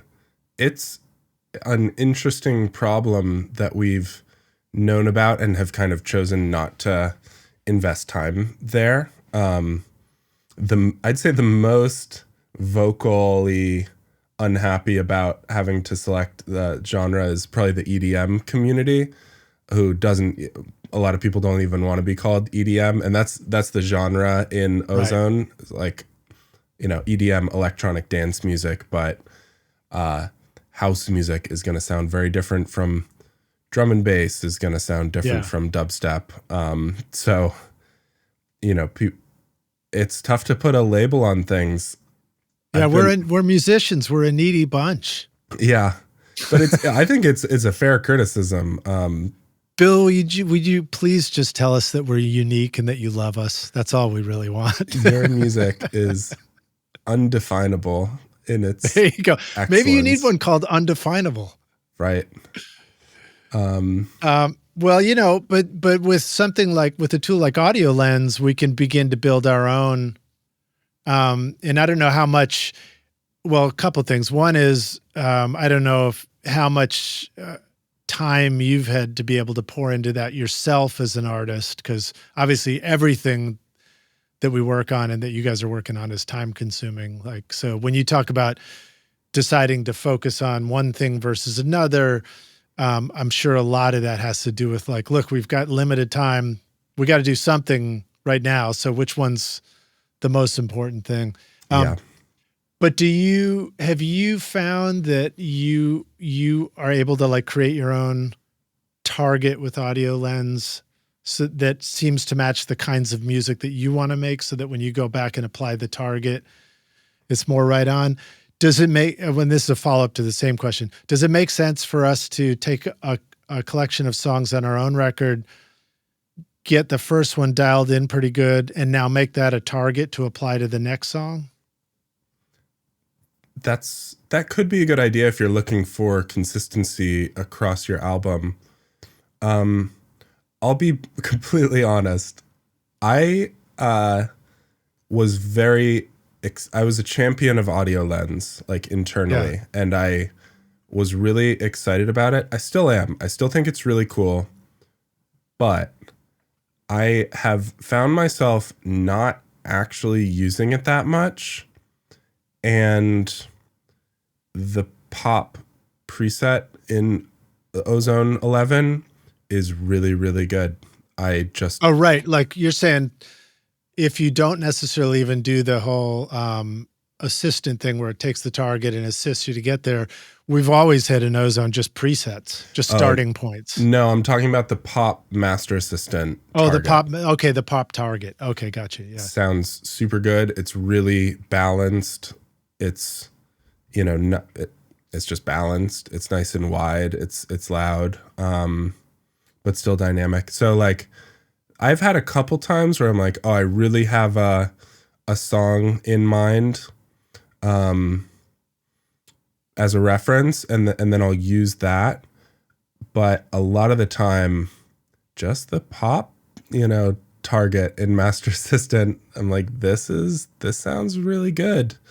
And sometimes what I'll do is I'll layer two Master Assistants if I'm getting crazy. So I'll do the pop one first, then I'll be like, okay, how close am I getting to this reference track I wanted to do? Like for some of my wife's stuff, our favorite is like Casey Musgraves.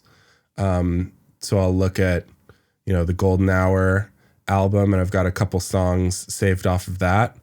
So you'll enjoy this. The guest just before you was Craig Alvin, so we were just talking about that record. Oh, no way. That's cool.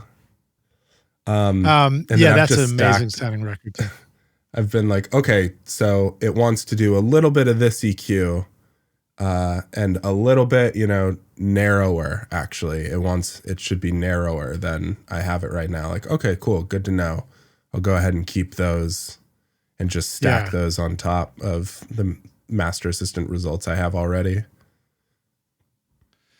Okay, cool. So let me, and thank you for giving an answer to that, my long question about that. But I do think it's fascinating. I mean, what you guys are doing with the assistant stuff is very new and different. I think sometimes for us old guys, it can be disorienting at first, And so I think it's really helpful for you to describe some of the process like that and help us understand how to do it. And also to remember that like all the traditional ways of using EQ, saturation, compression, limiting, mid-side stuff, it's all in there.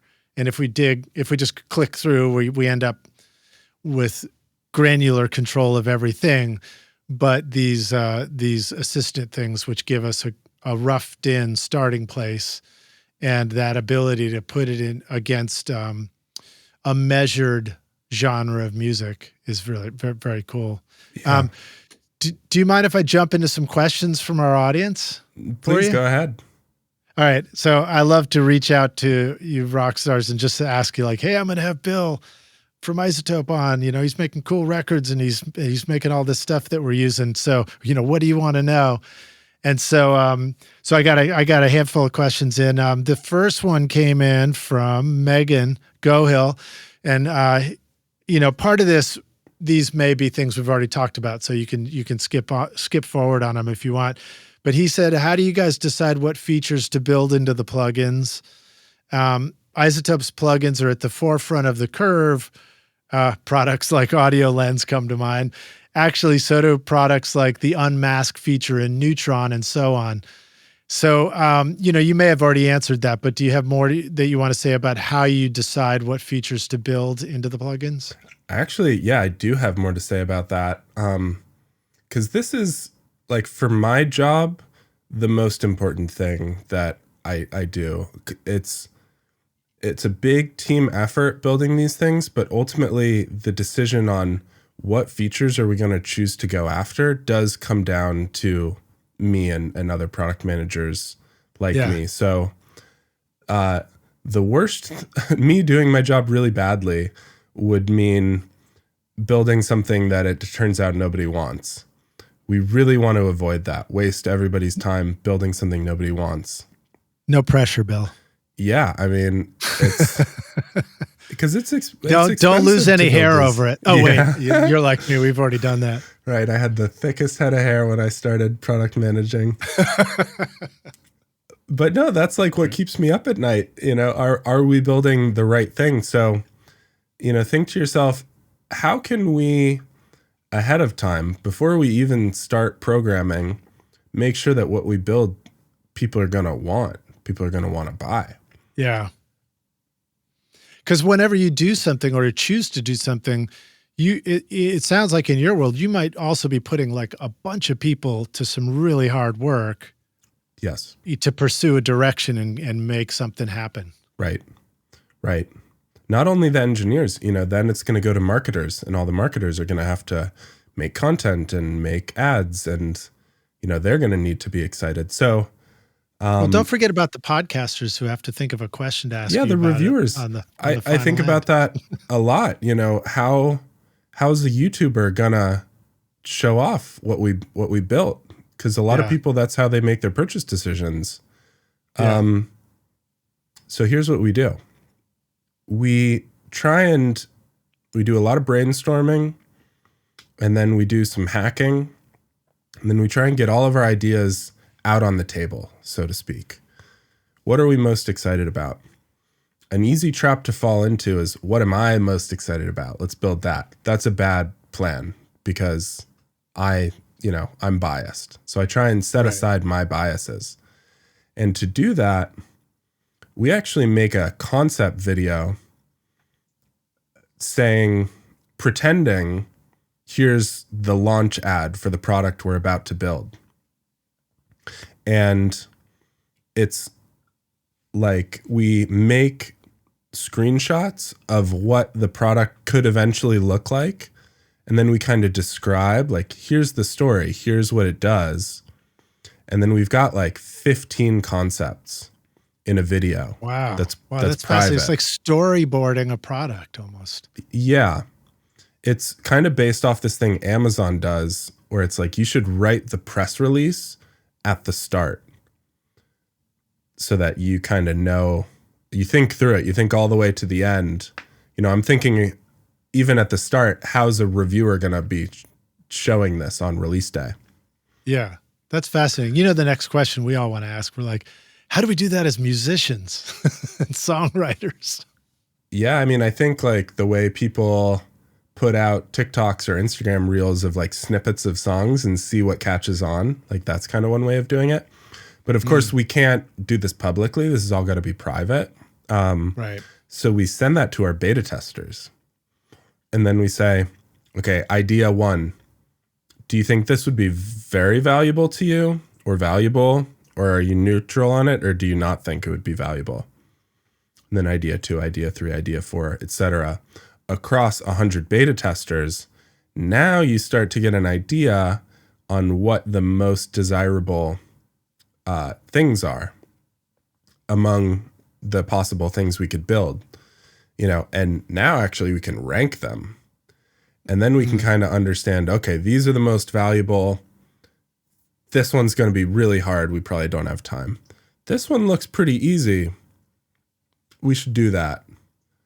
Or, you know, this one is medium effort, really high, you know, desirability. Let's go after that. But doing that really helps. It's so easy to be biased yourself, especially to just like the most recent idea. Seems like the best one a lot of the times. It's like, no. Sounds just like doing overdubs in the studio. Yeah, right. That's why the last rough mix you printed had the tambourine so damn loud because it was the last thing you put on the track, you know? Yeah. So that's generally how we do it. That's wild. That's wild. That's fascinating. It also makes me think that the beta group of people who you know whose opinions you trust to give feedback is almost like the target preset in, you know, Mastering Assistant, where you're like, okay, cool. We might have, you know, maybe we want to have a cross section of different genres of music and stuff like that. And, you know, make sure that we're getting feedback in a multitude of directions. You know, it's also interesting to me because you mentioned that the EDM group would be very vocal about these labels and descriptions. And I think I remember that like one of the first times I ever really got introduced to Ozone and was and knew and really like got fascinated by it to deep dive was Googling and trying to figure out like how did Skrillex make his records sound the way they did? And then, you know, on all the chat boards, it was like, oh, he uses Ozone to master everything. And I was like, okay, cool. What's that? You know? And then I started diving way into it. Yeah, that's so cool. I love Skrillex. He's one of my favorites for sure.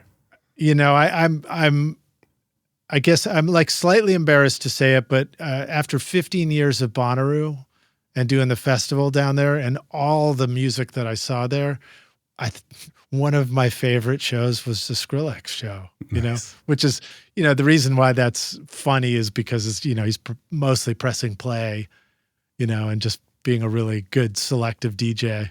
Yeah. And or you know, I mean, just no, I know that. No, sorry. I didn't mean it that way.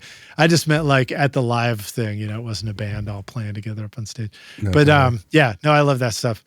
And I do think that the tools that you guys make have a real appreciation for, you know, the electronic side of music creation and making sure that we've got stuff to really manipulate the sound and get it to sound awesome. You ready for another question from somebody else other than me? Yeah, please. Okay, this one comes in from Colin Dupuis. So Colin said, and he's also, I know a handful of people who are really ninja at using RX, and he's one of them. He said, what sort of crazy new stuff is on the horizon? I'll start with that one. So as much as I would love to tell you, I can't tell you what's on the horizon. You'd have to kill us. If you told us, you'd have to kill us, right? I don't know about that, but sorry, that's just the running joke. Yeah, I know. Let me tell you a little bit about what just came out, because I feel like it's not well understood or appreciated yet. Some of the stuff we worked on for RX11. An interesting problem area we've observed has to do with the loudness wars. Loudness wars were so important, pushing records to sound loud. Everyone was listening on CDs. Thought it would sell more CDs. I wasn't audio engineering at the time, but we're all hopefully kind of familiar with that. And we're probably also somewhat familiar with how things have changed now that everybody's listening to music through streaming. And streaming is doing what's called loudness normalization, where we actually have a measurement of loudness, LUFS, loudness units full scale, and Spotify, YouTube, Apple Music will all adjust the gain of your song to a predetermined loudness level to give you a better listening experience as you're swiping through. You don't have to adjust the volume. It's all generally the same perceived loudness. Yeah. However, which is great for music. It's great for the quality of the music that gets produced. Right. It means because there's a downside to pushing things loud. It ends up losing dynamics and sounding crushed and distorted. Right. However, if you listen closely, you may notice that certain songs on streaming, even after loudness normalization, will sound louder or quieter than others. And I've noticed that. And in the worst case scenario, you notice it in your own music when you play it up next to your favorite song on Spotify and you're like, why does my song sound quieter? Like, What the heck? The forums told me negative 14 LUFS, which you shouldn't do. But there's an interesting problem there, right? Like, for one, you don't want your songs to sound quieter than other songs. And there's these differences in sort of perceived loudness, even after everything's been made to be negative 14 LUFS. And then there's this problem of, well, I'm kind of confused on loudness normalization, and I don't know how my song's going to sound until I actually hear it on release day. And by then it's too late. And RX11 actually solves both of those problems now. We introduced 2 new modules to help these problems. One is called Streaming Preview, and it will apply the loudness normalization and lossy encoding that the streaming service will eventually apply. So it's a little module and it's got a bunch of presets. So you could choose like Spotify, highest quality. And then rather than having to wait until release day to hear how your song is going to sound on Spotify, you can hear it as part of the production process. And that's awesome. You can even play it next to your references, just like you would on Spotify. And if there's a problem with, your mix and master, you can address it as part of the production process. And this is kind of, in a subtle way, hugely important in this new age of listening for streaming, because when you're not loudness normalizing, it's hard to understand the trade-offs you're making. If you're taking your master and just listening at full scale and you're pushing a high shelf, it's like, wow, it sounds great. It's like clearer, brighter, more detail, etc. But then it comes out on streaming and you're like, it sounds kind of thin. It sounds like it's lacking in bass. And that's because you tonally unbalanced it with the high shelf, but you didn't understand the trade-off you're experiencing. And so the loudness normalization exposes those trade-offs in like a really necessary way. So every song I put out now, I need to hear what it's going to sound like on Spotify beforehand and then compare it to my references. And that's kind of hugely important. And then there's a second module, but maybe I'll pause there in case.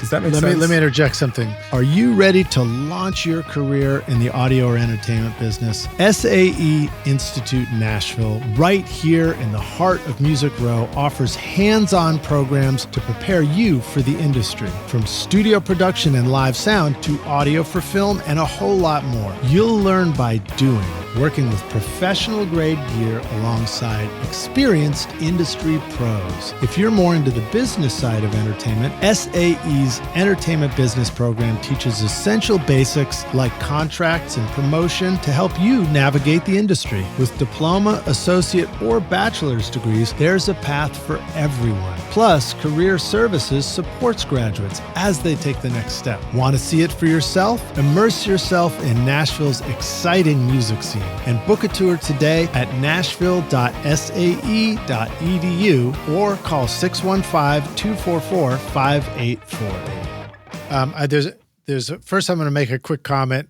another old guy comment, but it reminds me, and it's related to the loudness wars. It reminds me of when I first heard of something that Rick Rubin did, what he did to get records sounding great.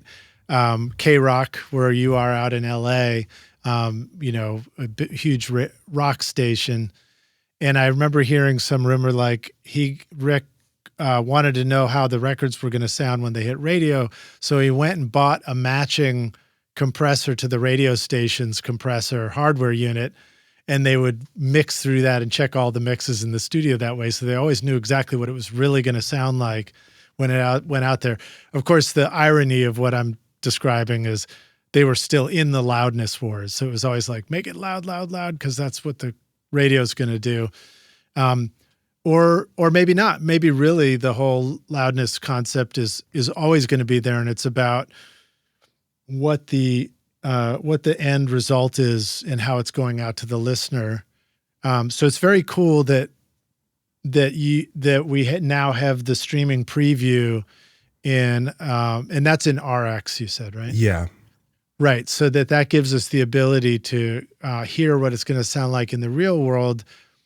And yet the other part of the question that comes to mind, which maybe you can help answer, is don't we still need that sense of listening to something and then isn't there still a comparison that's needed? Like we only noticed that ours sounded thin because we just came out of listening to something that sounded awesome to us. And then we're like, oh, I see. It goes all the way back to us talking about speakers where it's like, you thought your stuff sounded good until you heard it on the nice speakers. Yeah. And then it didn't sound so good. And then you play something on the nice speakers that does sound good. And you're like, oh, that's what it could do. Mm-hmm. Yeah, definitely. I mean, referencing is so important, especially when you're in a suboptimal listening kind of environment. So, yeah, this makes any song on Spotify a loudness matched reference that you can play against yours. Meaning on your computer, you could play yours, hit stop, flip over to Spotify, press play. And if you're on the same sound card or you're playing out the same interface or whatever, it'd be apples to apples. Exactly. Yeah. Yeah, that's exactly right. And that's a cool story about Rick Rubin. I've never heard that. Yeah. I mean, it may be, I can't vouch for its 100% accuracy, but I don't really care. Mm-hmm. I mean, there's so many great stories you hear through the grapevine, coming up, making records in the studio and then working with different people. And I feel like the fun stories just stick with you. And that was definitely one I heard at some point. So it makes a lot of sense. There's probably some truth to it. Yeah. I mean, that's exactly kind of what we're trying to do. Yeah. And so, and then a plugin that I use a bunch now is just Metric AB mm-hmm. from Plugin Alliance, which is, really great for having those references right in the master bus while I'm mixing, just to, see how things are turning out. Yep. Totally. I even use it for the podcast. Literally, while I'm mixing this podcast, I'll be A-Bing it against a podcast that I did previously to make sure that I'm staying in the right ballpark. Oh, interesting. Yeah, that makes sense. Yeah. Okay. So then you were about to move on to the next part of, you said streaming preview, and then you wanted to describe something else. Right. So, streaming preview lets you hear how your song's going to sound on Spotify. And then we were really fascinated by the fact that even though you can have two songs that are LUFS matched or both LUFS normalized, they can kind of have different perceived loudnesses. And we discovered this interesting quirk of the LUFS measurement algorithm. This is I'm about to get technical. I can't really help it. So go for it. We can handle it, dude. We're engineers. Okay, cool. The LUFS algorithm measures the integrated loudness of your song, the loudness of the whole file, and that's what Spotify or Apple Music, etc., will look at to change the gain to turn it down. There's also a gate within that algorithm. Intuitively, you would think that the entire song contributes to that integrated LUFS measurement. However, it doesn't. If you have audio that's quiet enough that it falls below this gate in the LUFS algorithm, it is discarded from the integrated LUFS measurement. So if you have a quiet intro or a quiet bridge or a quiet outro, and you're thinking, okay, well, that's good because I want dynamics, because I want, quiet parts, and then that'll make the loud parts hit even louder. You might be disappointed to find that below a certain level, those quiet parts don't count. And if you were to bring those quiet parts above the gate in the LUFS algorithm to the level where they start counting towards the integrated loudness, you will actually reduce the measured loudness of your song, making it play back louder on streaming platforms. Oh, fascinating. I don't even know if I can quite say that back, but the LUFS, or the integrated loudness, is looking at the differences between our quiet and our loud moments in an entire mix, and it's giving us what it would consider a measurement of, here's the overall loudness of this track. Yeah, the average. And the average. But sometimes there's like very quiet spots in the song because it's part of a production decision for more impact and stuff like that. And by not measuring those very quiet spots, it's giving us the wrong average for the loudness. It's giving you like a suboptimal average. So we introduced this idea of, it's called loudness optimized module. Yeah. So it's like, what percent optimized is your song? Does your song have 100% of its content?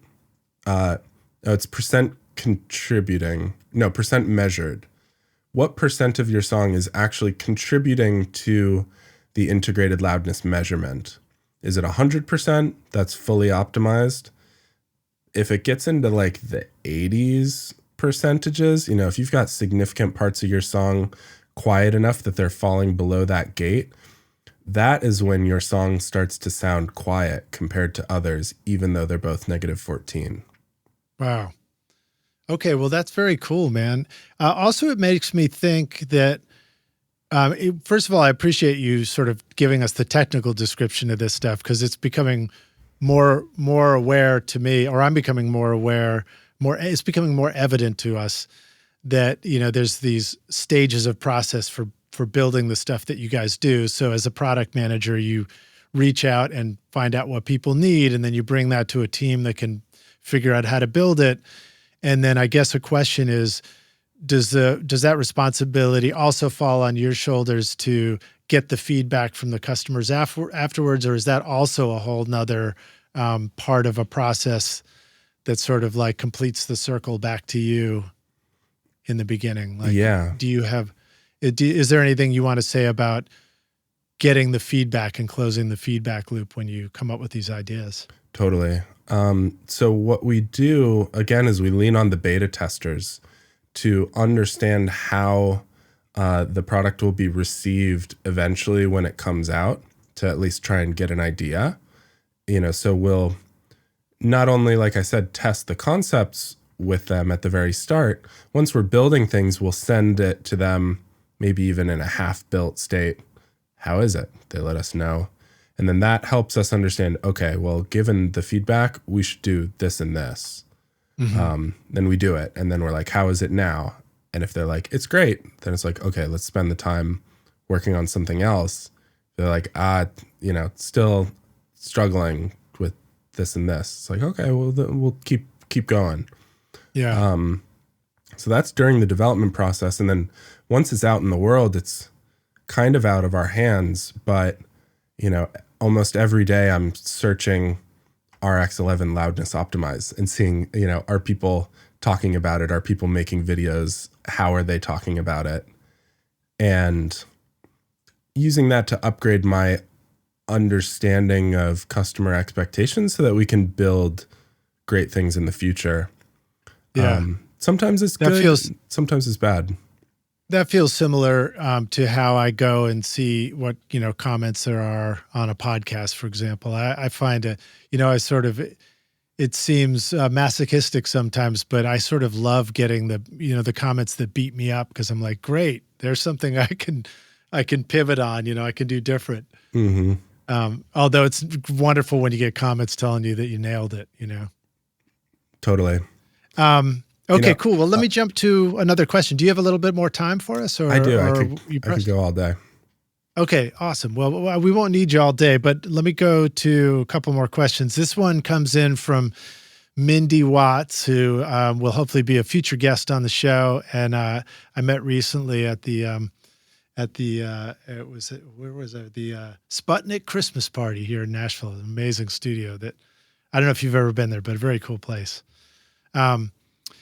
Mindy said, my questions, thoughts on it are more existential. Do you think that music is all going to start sounding the same with the popularity and prevalence of AI plugins?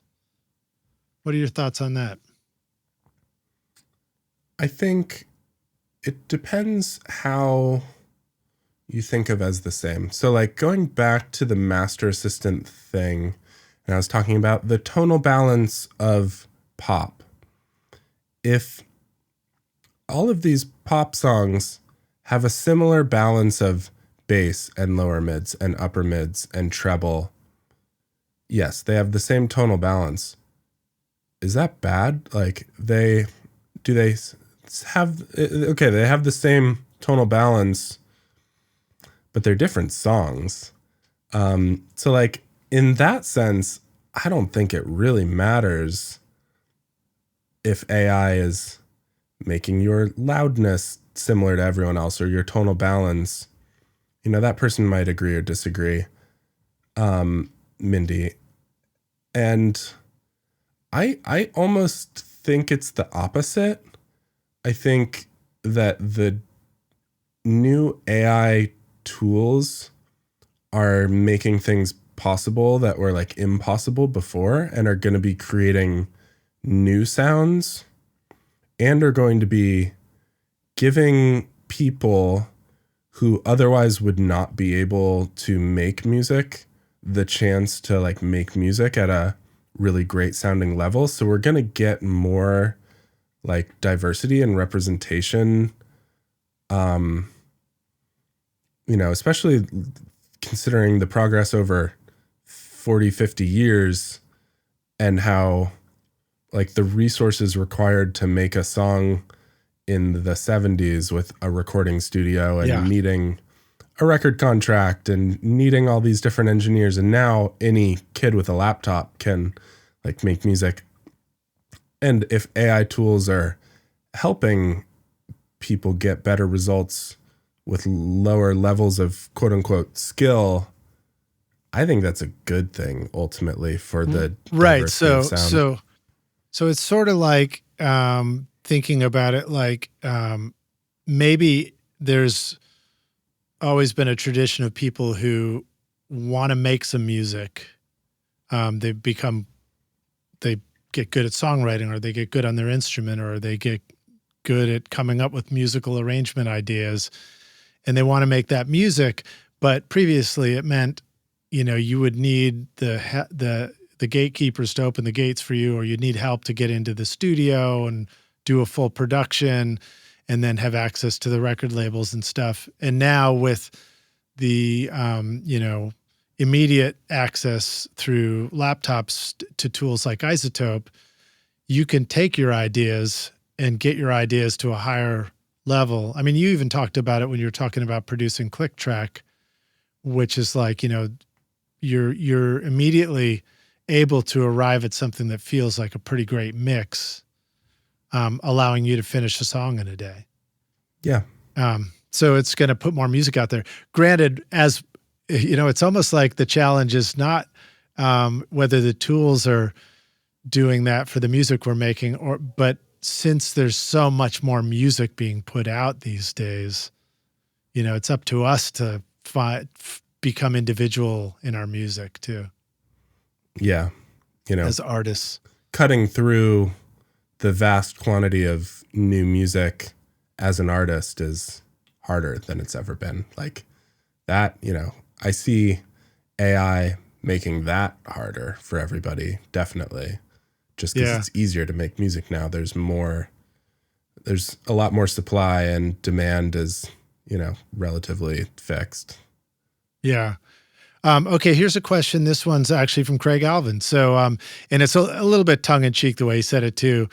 He said sometimes he has a hard time using iZotope, and I think for some people, sometimes the new changes and stuff, if they're familiar with the old version of something, then the new update can be confusing at first. And so we feel like, oh, I need to learn what to do here. So I think really he was kind of poking fun at that idea. But I think that's also a classic thing. Sometimes we've got our iPhone and then the new update comes and I'm like, oh, they moved all the buttons, So what are your thoughts on that? What advice would you have for us about getting familiar with these new plugins that you're putting out and these new interfaces, and how to make the most use of Assistant and all that kind of stuff? Or, where do we just go to if we want to learn it? If we're ready for some training, as he said in his quote, where would you send us? Could you just read the question? Well, it's just sort of, he said, I have a hard time with them. They're harder to use now than they were a few years ago. I need some training. So I think he was joking about, like, the old guy saying, I used to know how to use this thing. Now I'm not sure how to use it. Yeah. How do I learn how to use the new version? Okay, cool. I gotcha. It's an interesting balance to strike. So one of the acronyms in software is UI, UX. It stands for user interface, user experience. And that's the design of the tool, how it looks and feels and how you use it. I'm not exactly sure what he's talking about because, like, for example, Ozone, it hasn't significantly changed the UI UX over the years. It's always had sort of a line of modules, and you add the modules, and it's got a bypass button. I mean, we changed the UI UX of the maximizer in Ozone 11, which is a pretty beloved module. But the new one's cooler, I think, and easier to use. I don't know. We also maybe it's just referring to the assistant screen and trying to understand like what to go through with that. I mean, I had to learn it when at first, and I think I just watched a YouTube video. I find that's always been a really, really helpful way for me to learn all these new plugins and what they do. To your point too, which is when somebody goes out and makes a good walkthrough video or a good demo of how it works, it can be really helpful. Yeah, that'd be a good place to do it. Also, yeah, and then you yourself make great YouTube videos to break this stuff down for us. And yeah, iZotope does. Yeah. Yeah, iZotope makes some really good content. We also, like, every plugin has a little question mark button in the upper right, and that'll launch the manual. So, there you go. Great. That's a take great a look tip. at the documentation. Okay, cool. Well, that covers it for us old guys sometimes who need that a little bit of a helping hand. All right, here's one from Nick Krill. Nick said his first question is, do any psychoacoustic principles play a role in iZotope RX when you were designing the algorithms used to clean up audio? And then his follow-up says, are there any particular ways that humans perceive sound that we can keep in mind while cleaning up audio that might help us make the best decisions with tools like RX? For example, for us to use what we know about human perception to help us keep our audio clean up as transparent as possible. I'm not sure exactly what he means in there, but does any of that sort of strike a thought for you? Yeah. And it's like understanding, like, what do we know about how humans perceive sound? And we have this tool RX to clean up our audio. Right. Psychoacoustics. A lot of the digital signal processing, it's like a, next to overlapping Venn diagram circles of education alongside DSP. So a lot of the DSP is based in psychoacoustics. I am not the best expert on audio cleanup and repair with RX. Like in the new RX, the stuff that I worked on was what I described a couple minutes ago with the loudness stuff. But being a bit more focused in mastering, I'll talk about an interesting piece of psychoacoustic DSP in Ozone. It's in the maximizer, we have these IRC modes. IRC stands for Intelligent Release Control. And these are really popular. These are, for my money, probably the best part of Ozone. When I get to go and talk with some of the biggest mastering engineers in the world, and a lot of the time the reason they're using Ozone is for those IRC modes, and especially IRC3. IRC3, you can actually read the patent on it if you want. I'm not going to quite do this justice, but the trick with getting a really good limiter is to have as fast of a release as possible so that you don't hear pumping from the gain reduction that the limiter is doing, while having low distortion so that you don't hear crunches as it's releasing really quickly. And IRC3 runs 8 different release times simultaneously and then uses a psychoacoustic model to measure the perceivable distortion in each.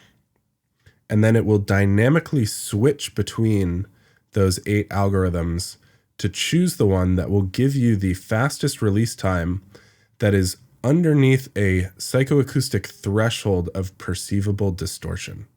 Good Lord, that's awesome. Right? So essentially it sounds almost invisible, and it just maintains transients and has like no pumping and sounds awesome. Are you recording your own music or other people's music in your studio, but you're having trouble figuring out how to get your mixes to sound great? Do they sound weak and distant or lack punch and clarity? Well, I've got a gift for you to help you take your mixes from sounding like basement demos to sounding a lot more like professional mixes. And it's my free course called Mix Master Bundle. This course will show you how to get pro sounding mixes from your home studio with free and stock plugins in Pro Tools. And the best part is, these mixing techniques will work for you in any DAW, whether you're in Logic, Cubase, PreSonus Studio One, Reaper, or anything you can think of. Are you ready to make your best record ever? Then go to mixmasterbundle.com to get started for free now, and you can find the clickable link in the show notes of this episode. A little bit of what you described seems, when we talk about techniques that are modern and digital and forward thinking like that, but related to a concept that's been around for a long time. So the concept of masking in audio is one of the first things you learn about in audio school. It's like, oh, you can take this sound and put another sound near it, and at a certain level, you won't hear the other sound or the other tone or the other pitch. And masking happens in the music we produce and in the mixes we do and in the reverbs we choose, which, tools like Aurora help us unmask our source audio against the reverb by cleverly solving it. So that's cool. That seems like another example of kind of unmasking what we want to hear by making sure that we're picking the right release time for the limiting so that you don't end up hearing it as a distracting sound. It's sort of tucked under. Right. It's using masking to our advantage this time, choosing the fastest release where the distortion will be masked. Yeah. Okay. Awesome. How are we doing on time? You already told us you got all day. So let me hit you with another question. This is the next one from Nick Krill, who said, it's easy to think of RX as a logical problem-solving tool, but can you describe some examples of using RX where it was used in a mind-blowing artistic way? And maybe that's not fair because you said RX wasn't necessarily your number one wheelhouse for that, for stuff you've been working on, but a mind-blowing artistic way. And if you think of a different plugin where somebody used it in a totally unexpected way that you remember, you're welcome to mention that one. I don't have a great answer for this, but I do have my personal mind-blowing RX story that I'd be happy to share. Absolutely. Let's hear it. That was more of a, logical problem-solving thing, but I was doing a podcast interview, just like this, and the setup was different, though. I appreciate the ease of this setup. The setup for this other one was that I was recording myself, and we were doing a call over the phone, but I was recording my own mic, and I just send them the mic afterwards, and he'd sync them up, and it'd be high quality. Yeah. The problem was that I took my phone, and I must have put my phone over the XLR cable, or maybe on top of the A to D converter. And then to my horror, after finishing the podcast interview, I realized it had cell data noise constantly through it and loud. Oh, wow. It's just like the clicky, like, I don't know if you've heard that noise. It's horrible. Yep. Oh, I've heard it. We used to have problems where, like, depending on which cell phone carrier you used, you weren't allowed to have your cell phone on in the studio because it would get in all the microphone cables. Right. I'm talking to the recording rock stars. Of course, exactly what that is. So I was like, oh my gosh, I blew it. Like, I was so excited to do this interview. And then, like, am I going to have to are we going to have to do it all again? Like, what are we going to do? Fortunately, I have direct access to some of the best RX users in the world because they build the thing.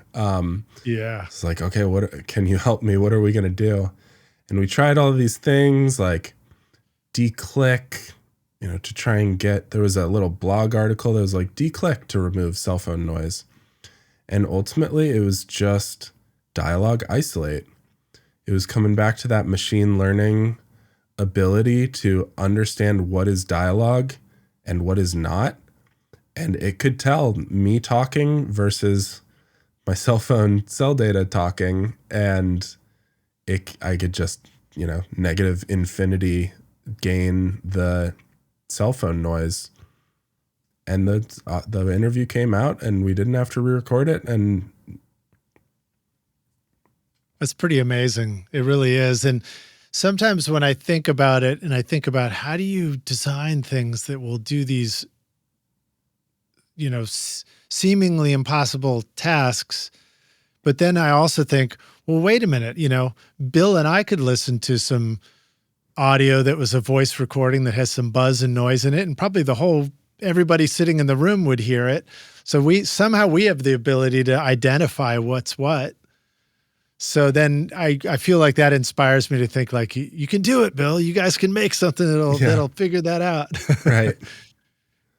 So, well, very cool. All right. So here's, well, I will mention another version of RX Cleanup that probably is a little bit logical, but I was definitely mind blown.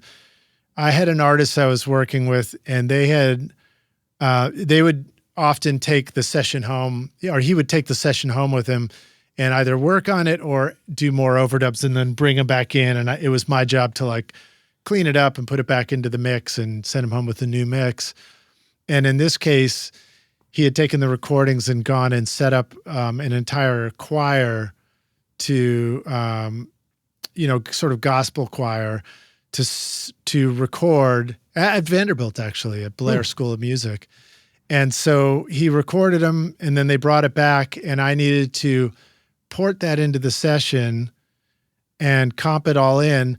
But also you could hear paper rustles and shoe scuffles from the choir members who were standing on the risers. And he was like, "Hey man, do you think you can get those out of there?" And I was like, "Oh, wow. Okay. How am I going to do that?" And I was like, "Well, maybe I can do it in RX." And I got to say, even stumbling around in RX for me at that time, like not quite knowing how I was going to do it, I was able to figure out how to remove foot shuffles and paper rustles and, end up with something was just the choir and the voices. So it really is remarkable what it can do. And I do feel like I want to ask you, are there, like, if both RX and Ozone are incredible tools, and each one is like, a master's degree in what it could, all the possibilities of what it could do. And I wonder, do you guys have at iZotope courses or places where we can go and like really learn every aspect of it and become super skilled at it? What are your thoughts about how to do that? Yeah, I think our YouTube channel is going to be your best resource. We don't have any official course or anything like that, but like, for Ozone, the Are You Listening series with Jonathan Weiner, that's really good. Yeah, he's great. I'll shout out Groove 3 is a website, and they make some really good tutorials that are like in a sort of class kind of format. That could be a good place to look as well. Okay, cool. Maybe we'll try and put those in the show notes, Rockstars. All right, so here's a question from Brian Murphy. And he said, what uses of any of their plugins or apps are the most surprising or unexpected? Let me go to the next one because I feel like that's what we just asked. His next question was, will they consider offering an ability to tweak the skin, brightness, and color schemes? Sometimes the dark color might be hard to view in a well-lit room. That's something we might consider for the future. Yeah, different skins or a light mode maybe. I think sometimes when we think about products and plugins and features like that, we think like, oh, that's got to be so easy. And then if you meet somebody who's actually making them, you find out like it's actually can be really challenging to add something that sounds simple can turn out to be pretty hard, right? Anything that you're thinking, oh, you should just build that, it'd be so simple, it's 10 times harder than you think it would be. I guarantee it. Like launching a YouTube podcast. Yeah. All right. So let me zip back to another one from Colin, who said, will they have more in-depth ARA support for RX and Pro Tools? Which, by the way, so Rockstars, if you're not familiar with it, ARA means you can now use a plugin like RX, but it's sort of instantly processed on the track and then have a window pop up below where you can manipulate things. As opposed to like the old way of doing things was you might have to load it all in real time. And it would take forever. And so you'd end up being very, very selective about when you'd want to use some plugins to process audio. But with RX having ARA support, it means you can open it up and it's instantly applied to, or pretty instantly, I guess, applied to the whole individual track within a session so that you can start addressing it within your mix, right? Right. Is that a good way to think about it? Yeah. And I would say, like, you know how in Insight, the metering plugin we were talking about a little earlier, you can see a spectrogram and you can hit play and you can see your audio go as you scroll. But if you're working in RX, that's not what you want. You want to see the spectrogram all already there and then do edits to it. Like you're looking at a full timeline of the song, in other words. Right. So in order to have access to the full timeline, rather than just buffer by buffer the new audio that your playhead is passing by, that's what ARA lets you do. And yeah, so you may have heard or seen that, we partnered with Pro Tools to launch a new ARA integration with RX. And I hope I'm not messing this up. I am pretty sure the ARA spectral editor in RX11 will work in the other DAWs that support ARA. Okay. I am pretty sure about that. I'm not 100%. I mean, there's so many, when you're talking about plugins integrating with other apps, there's so many possibilities and combinations too. It's hard to keep every iteration of it in your head, I'm sure. But definitely worth checking out Rockstars. Go look and see if you can do that.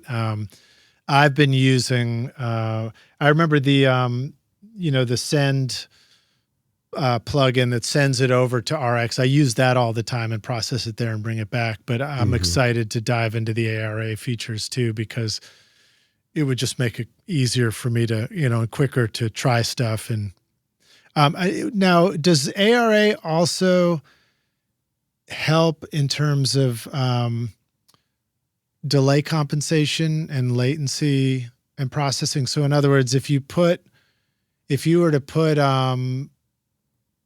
RX or Ozone plugins directly on the track, well, I guess Ozone is not ARA yet. RX is? Correct. Right? Okay. So if you were to put RX plugins on your track, it can, there's a delay, there's a latency, or there's a sample delay. But if you use an ARA version of RX, do you know if that changes that? I think so, because it's like it's almost like an offline, process being applied to the audio. Let's say you were trying to declick something and you were using ARA and you had the spectrogram and you went through and you declicked a bunch of clicks. Like, that doesn't require the declicker running with its latency. It's already done and it's kind of saved to the audio file, I think. Right. Okay, cool. Yeah. All right. Well, so that could be beneficial in times where we need to lower our processing delay. Yeah. So another question was, will iZotope mix my albums for me so that I can get some more sleep and charge the same rate, like a GPT interface for controlling RX using my voice? There you go. Help us get more sleep, Bill. Yeah. Right. Do more work more quickly. That's kind of the point. That's kind of what we're trying to do. I know, I'm sure he's joking, but that is kind of the point. Yeah, well, I'm sure it's asked as a joke, but the pain point is very real. Like working a lot and trying to, wanting to take a break. You mentioned you're recently married, and I don't know if you, I don't know if you guys have kids. No, not yet. But when it's a classic story of the studio journey of starting a family, and then your time constraints become very different, I bet, for spending time in the studio and all that. I remember going from 7 days a week in the studio, every single waking hour, to I can't do that anymore. Yeah. Wow. Okay. So here's another one from Nick. And he says, do you have any next level expert opinions to share about removing vocal clicks? Is there a feature or parameter that you think people tend to overlook or ignore in your declicking or decrackling modules that you would like to shine a light on, Bill? Not really. I'm not the best expert on that. I know. Yeah, I'm probably using it as at a less sophisticated level than the question asker, but like most people, mouth declick is a really amazing module and works wonders on the kind of wet mouth sounds, which it's amazing what it does actually. Yeah. Because I know what it's like to hand draw those out with the pencil tool and Pro Tools, and Oof. you're definitely not going home in time for dinner when you do it that way. Yeah. So I'm not sure I have any special tips. Maybe one. I'll shout out a new feature that we added to RX11, where you know how you can have the left and right spectrograms separately, and like one is on top of the other, or like left is at the top, right is on the bottom of the screen, and you can independently apply a process to them. Right. We added a new mode where you can have mid and side as separate spectrograms. Oh, that's right. Yeah. So like if you're working on a vocal within a mix maybe, and you want to target your mouth declicking just to the middle of the stereo image, that new feature might be a useful one to try out. Right. Yeah, that's cool. And I don't dive too deep into mid-side stuff often. I feel like it tends to seem like a very useful tool in mastering, because, it's a time when you don't have access to the individual tracks. So therefore, if you can sort of isolate the different parts of the stereo spectrum, then it can help. It'd be great if one day you guys could figure out how to do one that could, like when you've got two instruments, one's pan left, one's pan's right, but you kind of screwed up the level on the one on the right, for example. It'd be amazing if you could just get in there and like pull that guitar up, make that banjo a little quieter, bring up the fiddle part somehow in a stereo mix. But that's probably going to be a minute before the machine learning and the AI can, figure out every possible instrument we might want to use on a mix. Yeah. As you can imagine, kind of with the machine learning training that I described earlier, we've got vocals, bass, drums, everything else. And going beyond that is difficult. And it's a matter of data, having enough data and enough computation power. So come on, banjo players, you need to get yourself into more songs on more mixes and have a louder voice if you want them to create a banjo module. Yes. Please email me 10,000 recordings of very clean banjo. That's amazing. Well, dude, let me, first of all, I want to say I really appreciate you being on the podcast with us. It's so much fun to get a long conversation like this with you. After our initial brief conversation over coffee at the Starbucks one day. Yeah. And thank you for taking this much time out for us too. I've got a question that I love to ask all the guests on the show. This one's hypothetical, and you get to go back in time and you find young Bill.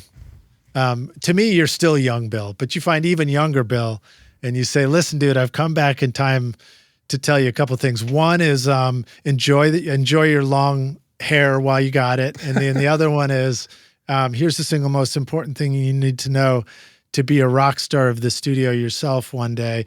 What advice do you feel like going back and giving to yourself, whether it's about music and the studio stuff, whether it's related to making all these great tools that we use?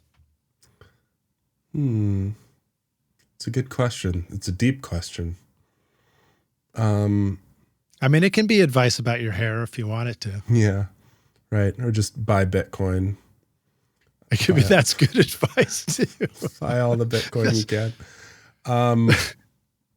No, I've come to kind of a mantra that I like to remind myself of all the time. Like, be grateful for challenges because they're, that help you learn and grow. Yeah. And kind of like stoic philosophy of like being ready for challenges and, not being resistant to how things are just kind of, unconditional acceptance and be ready to take on challenges. So, I'd say that, and to just take on as much challenge as you can and always keep trying to learn and grow and do new things. Yeah, I think that's great, man. And it makes me think of how important that must be as a product developer too, where you're like, do you ever feel like there's no such thing as a fail that was a waste of time unless you didn't have a useful takeaway from that fail? In other words, like sometimes we beat ourselves up for doing things and not getting a lot of success out of the thing that we did. But I feel like I'm learning over and over again that if we can go into that and extract some things that we learned, then now we have something useful to apply towards the next iteration of whatever we're doing. Yeah. Yeah, definitely. Okay. Well, thanks for letting me put that idea out there. Yeah. Cool, Bill. Well, great to hang with you, dude. I want to mention to the rock stars, you've heard me mention it before, but please go over to iZotope and check out the wonderful plugins that they've got there. There's a whole slew of free ones that you can check out, things like Trash Light and Vinyl, and what are some of an Audio Lens, for example. Yeah, so that's a great way to. Vocal Doubler is a cool one. Right. You know what we made free is the Ozone 11 Advanced EQ. Oh yeah, I saw that there. That's great. It's like a super. That's good like EQ. a hardcore EQ. Yeah, it's got a lot of bells and whistles. It's got all these filter shapes. It's got mid-side. It's got transient sustain separated EQ. Wow. Yeah, that's a good free one. Check that out. Very cool. That's definitely something to check out. And then we have a coupon code just for you rock stars too. If you use the code ROCK10, then that will help you get an additional, or get 10% off any individual plugin at iZotope. So please take advantage of that. They've been very generous to let you guys have that. Let us have that. So Bill, thank you so much, man. Where would you like the rock stars to go and either learn more about you and your music, or go check out anything in particular that you've been working on over at iZotope? Yeah, I mean, just following iZotope on Instagram or Facebook or something like that, YouTube. You can friend me on LinkedIn or Facebook, or email me if you want. william.podolak@native-instruments.com is cool. And that's probably good. Oh yeah. Okay, cool. The music. I'll shout out my own music. Click Track. Yeah. That's one word. I'm on all the streaming services, and then my wife is Christy Huff, ChristieHuff. She's on all the streaming services too. Awesome. Yeah, great music, man. Thank you. I wanted to also just say, rock stars, kick that like button and subscribe to our channel here so that you don't miss any more videos from us. And if you've got comments about any of this stuff, please just drop it right into the comments, and we will endeavor to respond to you and check out everything that you comment. And then Bill, what do you like to say to people who really want to get feedback to you about what you're making over at iZotope, for example? Yeah, I would love to hear it. Always love talking to users and potential users, perspective. So yeah, feel free to email me or friend me on one of those places. Okay, great. Awesome. Yeah. Well, dude, thank you for hanging with us, Rockstars. Thanks for watching. Bill, I really appreciate you spending all this time with us, man. Yeah, Ledge, it was great talking with you. And thanks for the great conversation. And thanks everybody for the great questions. Had a fun time. All right. Cheers.